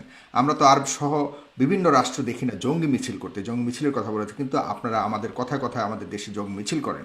তাহলে দেশটিকে জঙ্গিবাদের দিকে ঠেলে দিচ্ছেন কিনা, কারো উদ্দেশ্য হাসিল করতে চাচ্ছেন কিনা? এবং ফ্রান্সের কথা বলেছেন তিনি, পাশাপাশি তিনি বলেছেন যে এদেশে ইসলাম প্রচার করেছিলেন সুফি সাধকরা, তারা কিন্তু কখনোই তরবারি প্রয়োগের মাধ্যমে ইসলাম প্রচার করেনি। আপনারা কেন এখন এমন উস্ফলন দেখাচ্ছেন? এটা কেন, বা এ ব্যাপারে উনি প্রশ্ন করেছেন আপনাদের আলেম সমাজের কাছে। ধন্যবাদ সাগর। প্রথমে শাহরের কবির সাহেবকে বলবো যে তিনি জামাত ফোবিয়াতে ভুগতেছেন, সব জায়গায় জামাতের গন্ধ পান তিনি, এটা ঠিক নয়। আমি আবারও বলছি, এদেশের মূলধারার আলেম ওলামার সাথে জামাতের কোনো সম্পর্ক নেই, যদিও বা একটি বিরাট জনগোষ্ঠী জামাতের অনুসরণ করছে। কাদিয়ানীরা নিঃসন্দেহে অমুসলিম এবং কাফের, এটা পৃথিবীর সকল মুসলমানের মত, কোরআনের মত, সুন্নার মত, ইজমায় উম্মতের মত। তারা কাফের এবং অমুসলিম, তাদেরকে যারা এটা কাফের বলবে না, মওদুদির তারাও প্রথম কাফের। লেখা, কাদিয়ানী না, মাসালাটা এটা মওদুদির লেখা। ভুল, আপনি জানেন না এটা, কাদিয়ানী আপনি মাসালা কি জানেন না। মওদুদি লেখেনি? কাদিয়ানী মাসালা মওদুদি, মওদুদি আমি বলছি, প্রথম কাদিয়ানীদের বিরুদ্ধে আন্দোলনের ডাক দিয়েছেন আল্লামা ইউসুফ বিন নুরি রহমতুল্লাহ, কারাচি ইউসুফ বিন নূর মাদ্রাসার যিনি মোহতামিম ছিলেন। আন্দোলনে পুরোধা নেতৃত্ব দিয়েছেন আমার ওস্তাদ মোহতারাম আল্লামা তাকি উসমানী এবং মুফতি শফি রহমতুল্লাহ। সাথে আন্দোলনে যোগ দিয়েছিল আবুল আলা মওদুদি এবং তার লোকজন। বরং পাকিস্তানের সকল ঘরানার মুসলিমরাই কাদিয়ানী বিরোধী আন্দোলনে অংশগ্রহণ করেছিল। দ্বিতীয় যে এবং ওই কথাটি মামলায় কিন্তু আমি মওদুদির মৃত্যুদণ্ড হয়েছিল, আর কারণ না, মওদুদির মৃত্যুদণ্ড হয়েছিল ওই মামলাতে, যেটা সৌদি সেটা বাদশার অনুরোধে প্রত্যাহার করা। সেটা মৃত্যুদণ্ড কার হলো, সেটা হয়তোবা পাকিস্তান সরকারের রাজনৈতিক কোন প্রতিহিংসা ছিল মওদুদির উপর, সেজন্য মওদুদিকে মামলা দেবার চেষ্টা করেছে। আর যেহেতু অন্যান্য নেতৃবৃন্দ রাজনীতিতে জড়িত ছিলেন না, তাদেরকে মামলা দেবার সুযোগ হয়নি, এটা একটি কারণ হতে পারে। দ্বিতীয় যে বিষয়টি বললেন, ব্লগারদের বিষয়, ব্লগারদেরকে কারা হত্যা করেছে তাদেরকে আপনারা দায়ী করলেন, কিন্তু ব্লগারদেরকে বাক স্বাধীনতার দোহাই দিয়ে, মুক্ত চিন্তা লালন করার দোহাই দিয়ে ইসলাম এবং ইসলামের মূলনীতির বিরুদ্ধে অকথ্য ভাষায় গালিগালাজ বিষোদগার তারা যে করলো, তখন রাষ্ট্রীয়ভাবে তাদেরকে কেন বাধা দেওয়া হয়নি? যদি তাদেরকে রাষ্ট্রীয়ভাবে বাধা দেওয়া হতো, ধর্মনিরপেক্ষতার যদি একটি সংজ্ঞা এটাও হয় সকল ধর্মের অধিকার রক্ষা করা, তাহলে আপনি ইসলামের অধিকার রক্ষা করবেন না? এটা কেমন ধর্মনিরপেক্ষতা আপনার? আপনার তুচ্ছ 57 ধারায় সব ব্লগারদেরকে গ্রেফতার করা হয়েছে। আপনার ব্লগারদেরকে হত্যার আগে কাউকে গ্রেফতার করা হয় নাই। যখন সরকার দেখেছে একটি ব্লগার বাংলাদেশে আর বেঁচে থাকবে না, তখন ব্লগারদের নিরাপত্তার জন্য তাদেরকে গ্রেফতার করা হয়েছে। কিন্তু যদি ব্লাসফেমি আইন বাংলাদেশে থাকতোই, তাহলে তো ব্লগারদের এই সুযোগ হতো না, তাহলে কারো তো হাতে অস্ত্র নেবার প্রয়োজন হতো না। তৃতীয় যে বিষয়টি আপনি বলেছেন, সুফিবাদের মাধ্যমে ইসলাম এসেছে এবং আইজিপির যে প্রশ্ন এসেছে, আইজিপি মহোদয় এর কথা থেকে তো স্পষ্ট বোঝা যাচ্ছে তিনি ইসলামের প্রতি অত্যন্ত শ্রদ্ধাশীল, হয়তো বা মিস আন্ডারস্ট্যান্ডিং আছে তার। সেটা হচ্ছে তরবারির জোরে ইসলাম আসে নাই, কিন্তু ইসলাম প্রতিষ্ঠায় তরবারি ব্যবহার হয়েছে। তরবারির জোরে ইসলাম প্রতিষ্ঠিত হওয়া এক জিনিস, আর ইসলাম প্রতিষ্ঠায় তরবারি ব্যবহার আরেক জিনিস। ইসলাম যে জিহাদ দিয়েছে তা অনেকটাই ডিফেন্সিভ, অফেন্সিভ নয়। যখন ইসলাম প্রতিষ্ঠার ক্ষেত্রে অমুসলিম শক্তি অন্যায়ভাবে হামলা করেছে, আক্রমণ করেছে, তখনই তরবারির ব্যবহার করতে হয়েছে। এমনকি এই ক্ষেত্রে আমি উদাহরণ দিব মঈনুদ্দিন চিশতি রহমতুল্লাহ। তিনি যখন আজমিরে আসলেন, ইসলামের শাশ্বত বিধান, ইসলামের উদারতার মাধ্যমে ইসলামের দাওয়াত দিলেন, বারবার তাকে আঘাত করেছে সে পৃথ্বীরাজ। তখন ইসলামকে সুসংহত করতে যে মোহাম্মদ ঘড়িকে তিনি আহ্বান করেছেন। তরবারির জোরে তিনি ইসলাম প্রতিষ্ঠিত করেননি, তবে ইসলাম প্রতিষ্ঠার ক্ষেত্রে তরবারির ব্যবহার হয়েছে, সেটা একটা ভিন্ন জিনিস। চতুর্থ যে বিষয়টি তিনি বলেছেন, সন্ত্রাস। সন্ত্রাস তো আমাদের দেশে অনেক রকম সন্ত্রাস হচ্ছে। যারা কলমের মাধ্যমে দুর্নীতি করে হাজার হাজার কোটি টাকা বিদেশ পাচার করছে, তারাও তো সন্ত্রাসী, কলম সন্ত্রাসী তারা। যারা বাংলাদেশে বন জঙ্গল উজাড় করে গাছপালা সবকিছু বিক্রি করে খেয়ে ফেলছে, তারা পরিবেশ সন্ত্রাসী। অনেক রকম সন্ত্রাসী আমাদের বাংলাদেশে আছে। কিন্তু আমাদের দেশে যে অস্ত্র সন্ত্রাসীর কথা বলছেন, এটা জুজুর ভয়। আসলে বাংলাদেশে কোনো সশস্ত্র জিহাদি সংগঠনের অস্তিত্বই নেই। জেএমবি বলে যেটা ছিল, সেটা অনেক তদন্তের বিষয়, সেটার সাথে মূলধারার ইসলামপন্থী ও মাদ্রাসার ছাত্রদের কোনো সম্পর্ক নেই। হোলি আর্টিজারে আমরা দেখেছি যারা সন্ত্রাসী হামলা করেছে, বলা হচ্ছে তারা কেউ মাদ্রাসার ছাত্র ছিল না, তারা ইংলিশ মিডিয়ামের ছাত্র ছিল। যদিও বা তারা বলেছে জাকের নায়কের কথায় তারা উদ্বুদ্ধ হয়েছে।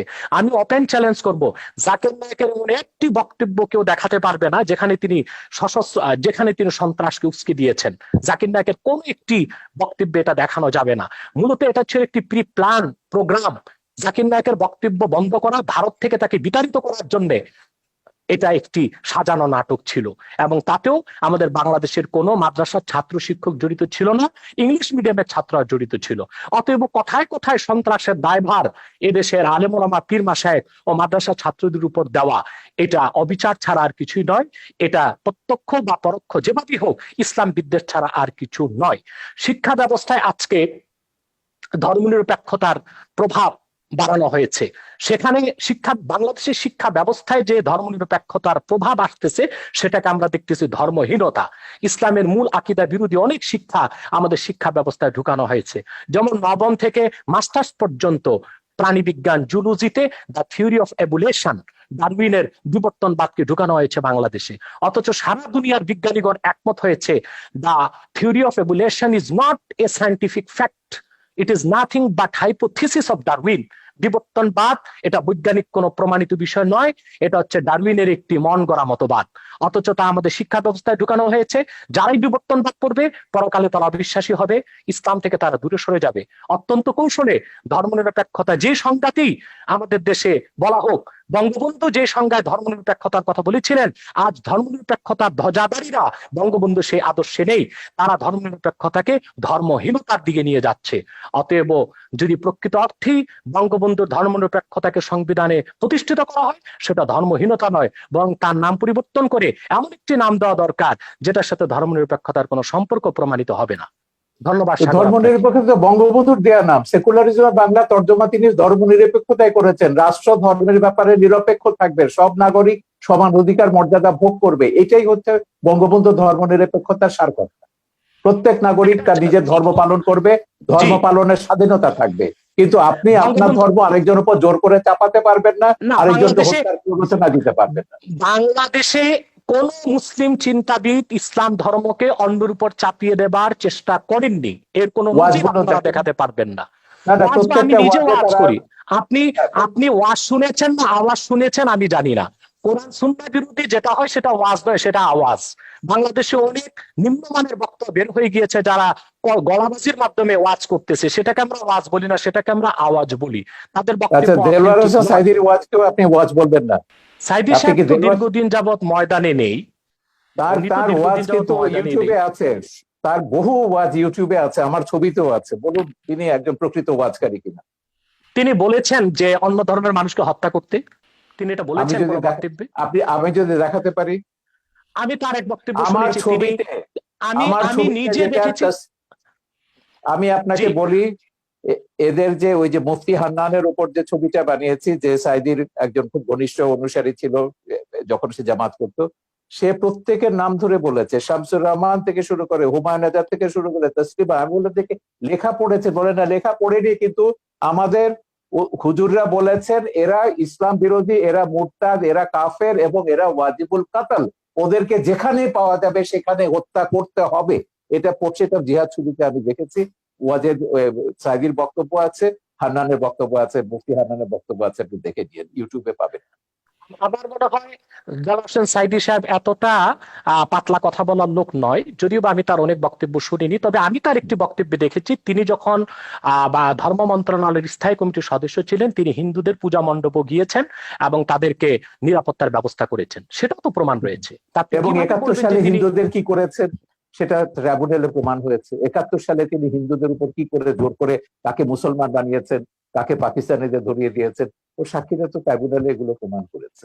সেটা তো ট্রাইব্যুনালের বিষয়, কিন্তু দেলাওয়ার হোসেন সাইদি সাহেব মানি ওয়াজ নয়, আর দেলাওয়ার হোসেন সাইদি সাহেব মানি এদেশের আলেম ওলামা নয়। সেটা একটি বিচ্ছিন্ন বিষয়কে টেনে সকল আলেম ওলামা, পীর মাশায়েখ এবং ওয়াজ আমি নসিহতের উপর জানি যে সাইদির এইভাবে যে দায় চাপিয়ে পপুলার দেওয়া উচিত ওয়াজকারী হবে না। আর কেউ নেই বাংলাদেশে। বাংলাদেশে সেটা তার যতজন ওয়াজকারী আছে সবচেয়ে পপুলার, সবচেয়ে বেশি পপুলার হচ্ছে সাইদির, এবং আপনি বাসে টাসে সব জায়গায় সাইদির ওয়াজই শুনবেন। তো যাই হোক, তাতে আমার তো কথা আপনি হচ্ছে তাতে তো আপনি প্রমাণ আমার কথা করছেন হচ্ছে তিনি আব্বাসী সাহেব, জনপ্রিয়, তিনি এদেশের আব্বাসী মানুষের মন সাহেব, জয় করতে পেরেছিলেন।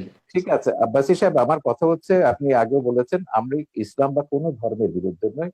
আপনি শান্তিপূর্ণভাবে ওয়াজ করুন, ইসলামে আহ্বান করুন, কিন্তু সন্ত্রাস, হানাহানি, একে মারো, ওকে ধরো, ওকে জবাই করো, এগুলো এই হুমকি রাষ্ট্রকে ইসে করতে হবে, এটা করতে হবে, জেহাদ করতে হবে। এই জেহাদ মানে তো এই যে উগ্রতা, এবং এই উগ্রতার কারণে আপনি কিন্তু ওই যে ইরাকের কথা বলেছেন, আপনি কোথায় ছিলেন আমি জানি না, ইরাকে যখন রাত্রেবেলায় আমেরিকা আক্রমণ করলো, আমরা পরের দিন বিশাল মিছিল বার করেছিলাম ইরাকে আমেরিকার হামলার বিরুদ্ধে। এখন ইরাকে কি করেছে? ইরাকে তো একটা সেকুলার ইস্যু ছিল, ইরাক ছিল সাদ্দাম হোসেনের, এবং সেই সেকুলার ইস্যুর পরে কি হলো, সেজন্য ইরাকে মিছিল করেছেন। হ্যাঁ, ইরাক তারপর তো একটা ইসলামিক রাষ্ট্রে পরিণত হলো, এখন তারা জিহাদ করছে। যাই হোক, আমরা আমেরিকার যত জায়গাতে জেহাদিদের, এই যে তালেবান, আল কায়দা, এটা আমার ছবিতেই আছে, আমেরিকা কি করে এদেরকে তৈরি করেছে, জেহাদকে, পলিটিক্যাল ইসলামকে কিভাবে আমেরিকা মদদ দিচ্ছে, এটা আমার ছবিতেই আছে। সোভিয়েত ইউনিয়নকে ধ্বংস করবার জন্য আমেরিকা পলিটিক্যাল ইসলামকে সবুজ বলয় তৈরি করেছে লাল বলয়ের পাশে। এইটা আজকে সর্বজন বিদিত সত্য। আমেরিকা এখন তৈরি করে, এখন তারা নিজেরা ফ্রাঙ্কেনস্টাইনের ভয় দেখছে, 9/11-এর মতো ঘটনা করছে। তো আমেরিকানদের বলেছে, জামাত ইসলামীকে তো এখনো তারা মডারেট ইসলামিক পার্টি মনে করে, এখনো জামাত প্রেম তাদের কাটেনি। পরশুদিন আমেরিকার স্টেট ডিপার্টমেন্টের সঙ্গে আমাদের একটা দীর্ঘ ওয়েবিনার হয়েছে। আমেরিকা বলুন, আমেরিকার শয়তানিও আমরা জানি, ধর্ম নিয়ে যারাই রাজনীতি করেছে তারাই সংখ্যালঘুদের উপর, মানুষের সমান অধিকার মর্যাদার উপর আঘাত করেছে। এগুলো আমাদের ভুলে যেতে হবে। আমাদের কথা হচ্ছে সমাজে সংখ্যা গরিষ্ঠ থাকবে, সংখ্যালঘিষ্ঠ থাকবে, আস্তিক থাকবে, নাস্তিক থাকবে। আমাদের কি করে আমরা শান্তিতে বাস করব, দেশটাকে এগিয়ে নিয়ে যাব। আপনি ধর্ম প্রচার করুন না, শান্তিপূর্ণভাবে ধর্ম প্রচার করার অধিকার তো সংবিধান আপনাকে দিয়েছে।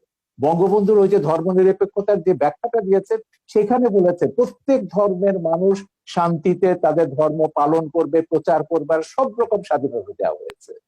কেন একটা ধর্ম আপনাকে জোর করে অন্যের উপর চাপিয়ে দিতে হবে? আপনি দাওয়াত দিন শান্তিপূর্ণভাবে, আমাদের কোনো অসুবিধা নেই। শান্তিতে যখন ধর্ম প্রতিপালন করার কথা তো বহু আগে, 1400 বছর আগে আমাদের মহানবী সাল্লাল্লাহু আলাইহি ওয়াসাল্লামও বলে গেছেন। আমার কাছে বলেছেন, আমি সেটাই বলছি, তো আমি সেটাই বলছি। মহানবী কেন, প্রত্যেক মহাপুরুষরাই বলেছে, কোরআনেও আছে, আল্লাহ প্রত্যেক জাতির জন্য নবী পাঠিয়েছে। অশান্তিটা আপনি কোথায় দেখেছেন? আমি আমি যদি বলি যখন রাজনীতির সঙ্গে ধর্ম যোগ ওয়ার্ল্ড করবে তখন কনটেক্সটে অশান্তি আসবে। উগ্রবাদের কারণ ওই যে উনি যেটা বলেন, আব্বাসী বাংলাদেশ সাহেব যেটা অনেক বললেন, অনেক ভালো অবস্থাতে আছে। জি, আমি তো জানি, সেটাকে নষ্ট করবার জন্য তো তারা গৃহযুদ্ধের হুমকি দিচ্ছে। এখন বলেছে 2013 সালের চেয়ে ভয়াবহ ঘটনা ঘটবে যদি বাংলাদেশ থেকে এসব ভাস্কর্য ভাঙা না হয়, সরিয়ে না হয়। গৃহযুদ্ধের হুমকিটা কারা দিচ্ছে? কারা দেশটাকে পরাজয়ের প্রতিশোধ দিতে চাইছে 71-এ? তো আপনি 71-এর পরাজয়ের প্রতিশোধ এখন নেবেন বাংলাদেশকে বললে ওমরের আফগানিস্তান বানিয়ে, আর আমরা চুপচাপ বসে বসে দেখবো? সেজন্য আমরা সরকারকে বলেছি না, সময় এসেছে, কঠোর ব্যবস্থা নিতে হবে। এই দেশে ধর্মের নামে কোনো সন্ত্রাস অনুমোদন করা যাবে না, সেটা যে কোনো ধর্মের নামে। জি জনাব আব্বাস সাহেব। জনাব সাগর সাহেব, উনি যে কথা বলেছেন যে আসলে ওনারা যে ধর্মনিরপেক্ষ এবং অসাম্প্রদায়িক রাষ্ট্র চান, পৃথিবীর পৃথিবীর কোন রাষ্ট্রে সেই কল্পিত ধর্মনিরপেক্ষ রাষ্ট্র বাস্তবে নেই, অসাম্প্রদায়িক রাষ্ট্র নেই। সকল এবং অসাম্প্রদায়িকতা আপনাদের খিলাফত পৃথিবীর এবং কোথাও নেই, আছে, খেলাফত কোথাও আমি নেই। দেখাচ্ছি আমি দেখাচ্ছি আমি খোলাফায়ে দেখাচ্ছি রাশিদিনে প্রমাণ হয়ে গেছে যে দেখাচ্ছি, 3জন খলিফাকে আপনারা হত্যা করেছে। শেষ করি। 3জন আমি খলিফাকে আপনার কথা বলার সময় কথা মুসলমানরা বলি নাই, হত্যা করেছে। সেটাই বলছি, আমি সেটা বলছি সেই কল্পিত ধর্মনিরপেক্ষ রাষ্ট্র, কল্পিত অসাম্প্রদায়িক রাষ্ট্র পৃথিবীর কোথাও নেই। যদি ধর্মনিরপেক্ষতা অর্থ এটাই হয় সকল ধর্মের অধিকার রক্ষা, তো বাংলাদেশে ব্লগাররা যখন তখন ইসলাম বিরোধিতা করে, সেটা ইসলামের অধিকারকে ক্ষুণ্ণ করা হয়, তখন ধর্মনিরপেক্ষতা কোথায় থাকে? ব্লগাররা বাক স্বাধীনতার নামে আল্লাহ রসুল মোহাম্মদ সাল্লাল্লাহু আলাইহি সাল্লামের আরশচুম্বী মর্যাদার বিরুদ্ধে বক্তব্য দেয়, তখন ধর্মনিরপেক্ষতার কনসেপ্ট কোথায় থাকে? অতএব ধর্মনিরপেক্ষতা যারা বাংলাদেশে করতে চায় তাদের উদ্দেশ্য হচ্ছে ইসলামকে ঠেকানো, এছাড়া আর কিছুই নয়। দ্বিতীয়, তিনি খেলাফত রাষ্ট্রের কথা বলেছেন। খেলাফতের কথা, খেলাফত হচ্ছে কি? খেলাফত হচ্ছে তানফিজু আহকামিল্লাহি আযজা ওয়া জাল্লা, ভূপৃষ্ঠে আল্লাহর বিধানকে প্রতিষ্ঠিত করা। আমি বলবো যদিও আরবে রাজতন্ত্র প্রচলিত আছে, কিন্তু তা সম্পূর্ণ খেলাফত ভিত্তিক চলছে দেশ। সেখানে বেনামাজিকে 25 বেত্রাঘাত করা হচ্ছে, সেখানে যারা চুরি করছে তাদের হস্তকর্তন হচ্ছে, যারা জেনা করছে তাদেরকে সাঙ্গে সার করছে। এটা খেলাফত। যদিও নামে তা মুলুকিয়াত বা রাজতন্ত্র, যদিও সেটা রাজতন্ত্র, কিন্তু সেখানে খেলাফত আছে এবং খেলাফতের সব সুযোগ সুবিধা আরবের লোকজন গ্রহণ করছে। এবং আমরা দেখতে পাচ্ছি, সেখানে আমরা দেখতে পাচ্ছি দাম্মামে, জেদ্দাতে প্রচুর মুসলিম খ্রিস্টান আছে, তাদেরকে আলাদা জায়গায় তাদের ধর্মকর্ম পালনেরও ব্যবস্থা দেওয়া হয়েছে। একটি খেলাফত রাষ্ট্রের সমস্ত সুযোগ সুবিধা প্রতিষ্ঠিত আছে আমরা দেখতে পাচ্ছি আরবে। অতএব দ্বিতীয় আরেকটি বিষয়, খেলাফতের অনেকগুলো ধারা আছে। পীর মুরিদের মাধ্যমে ইসলামের যে দাওয়াত পৃথিবীতে ছড়ানো হচ্ছে, সেটাও খেলাফতের একটা অংশ। এবং খেলাফতের আরেকটা অংশ হচ্ছে দিনের উপর অটল অবিচল থাকা। অধিকাংশ মুসলমান দিনের উপর অটল অবিচল থেকে জীবনযাপন করছে। রাষ্ট্রীয়ভাবে খেলাফত প্রতিষ্ঠা, সেটা মাত্র 100 বছর যাবৎ পৃথিবীতে নেই। 96 বছর আগে অবসান ঘটেছে। অতি দ্রুত মুসলিম রাষ্ট্রগুলো আবার খেলাফত ব্যবস্থায় ফিরে যাবে। আপনি যে তালেবানের কথা বলেছেন, তালেবান সন্ত্রাসী, সে সন্ত্রাসীদের সাথে যুক্তরাষ্ট্র কাতারে চুক্তিবদ্ধ হয়েছে। এখন তো সে আফগানিস্তান আবার খেলাফতের প্রতি ধাবিত হচ্ছে। পৃথিবীর সুপার পাওয়ার আমেরিকা, অন্যান্য খ্রিস্টান রাষ্ট্রগুলো তা তো থামাতে পারলো না। ব্যর্থতা কি পুঁজিবাদের নয়? পৃথিবীব্যাপী সন্ত্রাসকে উস্কে দিচ্ছে পুঁজিবাদ, আর সেটার একমাত্র উদ্দেশ্য হচ্ছে ইসলামের রাজনৈতিক উত্থানকে ঠেকানো ছাড়া আর কিছু নয়। আর আমি অনুরোধ করব বাংলাদেশের বুদ্ধিজীবী সমাজকে, ইসলামকে বিভিন্ন নামে আপনারা অভিহিত করবেন না। রেডিক্যাল ইসলাম, মডারেট ইসলাম, এই নামগুলো ইসলামের ক্ষেত্রে আপনি তো বলছেন মওদুদির আকীদাকে আপনারা ইসলাম বিরোধী মনে করেন, মওদুদির অনুসারীদেরকে আপনি বলবেন কেন? সেটা কি ইসলাম বলবেন কেন? ইসলাম তো ওইটাই তো আমি বলছি। আপনি মওদুদিকে, আপনি নাম দিবেন কেন? আপনি জামাতকে মুসলমান বলবেন না, আপনি জামাতকে মুসলমান বলবেন না, জামাতও আপনাকে মুসলমান মনে করে না। এই বিরোধের মীমাংসা রাষ্ট্র কেন নেবে? আপনাদের এই বিরোধের মীমাংসায় আমি কেন যাব? না না, আমি এটা বলছি না তাদেরকে মুসলমান মনে করি না, এটা বলা হচ্ছে না, কিন্তু তারা যে ইসলামের ব্যাখ্যা দিবে সেটাই ইসলাম, এটা আমি স্বীকার করব না।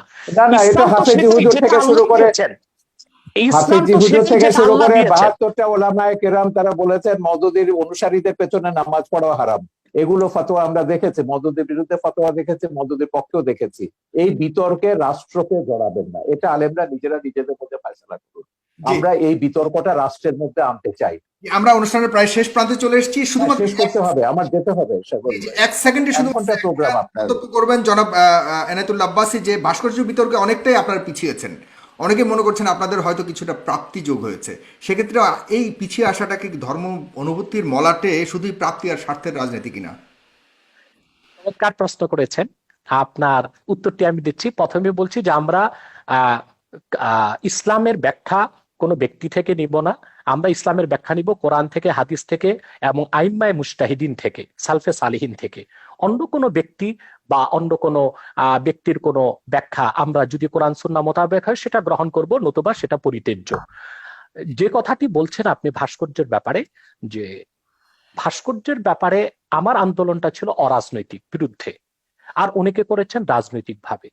আর অরাজনৈতিক ভাবে আমরা আমাদের অবস্থান থেকে ভাস্কর্যের ব্যাপারে ইসলামের সুস্পষ্ট ব্যাখ্যা তুলে ধরেছি, যে ভাস্কর্য মিশরে আছে, তুরস্কে আছে, এগুলো কোনো দলিল নয়। কোরআন সুন্নাহ মোতাবেক ভাস্কর্য ইসলামে নিষিদ্ধ। অতএব রাষ্ট্রীয় পৃষ্ঠপোষকতায় তা যদি হয়, তাহলে বৃহত্তম মুসলমানদের অনুভূতিতে আঘাত লাগবে। বাকি যারা রাজনৈতিক ভাবে একটু নমনীয়তা অবলম্বন একই করছেন, একই কথা আমি বলেছেন বাবুনগরী, এরা মামুনুল হকরা কিন্তু একই কথা বলেছেন আপনি যেটা বলছেন। আমি একটু আমার শেষ সঙ্গে করি। টকশোতে আমি মামুনুল হক একই কথা বলছেন। আমি একটু শেষ করি। দ্বিতীয়, তারা যারা এখন নমনীয়তার পথ অবলম্বন করেছে, আমি তো তাদেরকে ধন্যবাদ দিব। তারা পরমসহিষ্ণুতাকে প্রকাশ করেছে। অর্থাৎ তারা আসলে ভাঙচুরে বিশ্বাসী নয়, তারা সন্ত্রাস সহিংসতায় বিশ্বাসী নয়। তারা রাজনৈতিক ভাষা, আন্দোলনের ভাষায় সরকারকে মেসেজ দিয়েছে যে দেশের অধিক সংখ্যক মুসলমান ভাস্কর্যকে চায় না, অতএব ভাস্কর্য না করা হোক, এটা মুসলমানদের অনুভূতির প্রতি শ্রদ্ধা দেখানো হোক। আর দ্বিতীয়ত, ভাস্কর্যের বিপক্ষে যারা আন্দোলন করেছে, কথা বলেছে, কেউ পারচেজ করেছে কি না, রাজনৈতিক স্বার্থে করেছে কি না, সেটা তাদের ব্যক্তিগত বিষয়। সেটার সাথে বৃহত্তর মুসলিম সমাজ ও অরাজনৈতিক আলেম ওলামাদের কোনো সম্পর্ক নেই। অরাজনৈতিক আলেম ওলামা ও বৃহৎ স্বার্থে যে এদেশের বৃহৎ মুসলিম সমাজ যে বিরোধিতা করছে, তা একান্তই ইসলামের অনুভূতি থেকে। দ্বিতীয়ত, যারা নমনীয়তা এখন অবলম্বন করছে, আমি তো শুনতে পেরেছি যে স্বরাষ্ট্রমন্ত্রী মহোদয়ের সাথে তারা সাক্ষাৎ করেছেন এবং স্বরাষ্ট্রমন্ত্রী মহোদয় তাদেরকে আশ্বাস দিয়েছেন যে অনতিবিলম্বেই সরকার আলেম ওলামার সাথে বসবেন এবং সুন্দর একটি সুরাহা বের করার চেষ্টা করবেন। যদি রাষ্ট্রের পক্ষ থেকে এই ধরনের আশ্বাস দেওয়া হয়, সেখানে তো আর আন্দোলন করে মাঠ গরম করার কোনো প্রয়োজন নেই। অতএব ওলামায়ে কেরাম যারা এখন শীতলতা অবলম্বন করেছেন, আমি মনে করি তারা প্রজ্ঞার পরিচয় দিয়েছেন। জি, অনেক ধন্যবাদ জনাব শাহরিয়ার কবির। আপনি অনেক ব্যস্ততার মধ্যেও আমাকে সময় দিয়েছেন, ফেস দ্য পিপলকে সময় দিয়েছেন। আপনাকে আবারও নেক্সট টাইম অন্য একটা অনুষ্ঠানে আপনাকে আশা করছি। এই বিতর্কের অবসান আমরা সবাই চাই, আপনি যেমনটা চান আমরাও চাই। এই দেশ শান্তির দেশ, এই দেশের 30 লক্ষ শহীদের রক্তের বিনিময়ে অর্জিত এই দেশে আমরা কোনোভাবে কোনো বিভেদ, কোনো আমাদের মতামতের মধ্যে, আমাদের জীবন ধারা পরিচালনার মধ্যে, জীবন ব্যবস্থার মধ্যে কোনো ধরনের বিভক্তি থাকুক, এটা আমরা কখনোই চাই না। আমরা সবাই সমানভাবেই চলতে চাই। তবে কিছু কিছু কনফ্লিক্ট যেগুলি আমাদের মনের মধ্যে আছে, সেগুলি এই ধরনের আলোচনার মাধ্যমে অনেকটাই পরিষ্কার হয়ে যাবে আমি মনে করি। এবং আশা করি আমরা সামনের বঙ্গবন্ধুর, জিয়াউর রহমানের এবং অন্যান্য যারা বড় বড় ব্যক্তিত্বরা যে এই দেশকে স্বাধীন করার জন্য জীবনকে উৎসর্গ করেছেন, তাদের যে চাওয়া ছিল সেটা পরিপূর্ণভাবে সফলতা অর্জন করবে আমি বিশ্বাস করি। তো সুতরাং এই অনুষ্ঠানটিকে আপনারা অবশ্যই নিজেদের টাইমলাইনে শেয়ার করে এবং আমাদের ইউটিউব চ্যানেলটিকে অবশ্যই সাবস্ক্রাইব করে আমাদের অন্য অনুষ্ঠানগুলি দেখার আহ্বান জানিয়ে আজকের এই অনুষ্ঠানটি এখানে শেষ করছি। জনাব ডক্টর এনায়েতুল্লাহ আব্বাসী, আপনাকে অনেক ধন্যবাদ। আপনি অসুস্থ আমি জানি আজকে, তবু আপনি এসছেন, এটা একটা বিশাল প্রাপ্তি আমার জন্য, আমার অনুষ্ঠানের দর্শকদের জন্য অনেক বড় প্রাপ্তি। আপনি অসুস্থতা নিয়েও জনাব শাহরিয়ার কবিরের সাথে বসবেন বলে আপনি এসছেন। এতে হাজারো লাখো লাখো আজকের মানুষ যারা দেখেছে, তারা অনেক আপনার প্রতি অনেক কৃতজ্ঞতা আমার পক্ষ থেকে, তাদের পক্ষ থেকে আমি জানাচ্ছি আপনার প্রতি কৃতজ্ঞতা। ধন্যবাদ, ভালো থাকবেন। শাহরিয়ার কবির, জনাব শাহরিয়ার কবির ভালো থাকবেন, সুস্থ থাকবেন। ডক্টর এনায়েতুল্লাহ আব্বাসী সুস্থ থাকবেন। খুদা হাফেজ। ধন্যবাদ।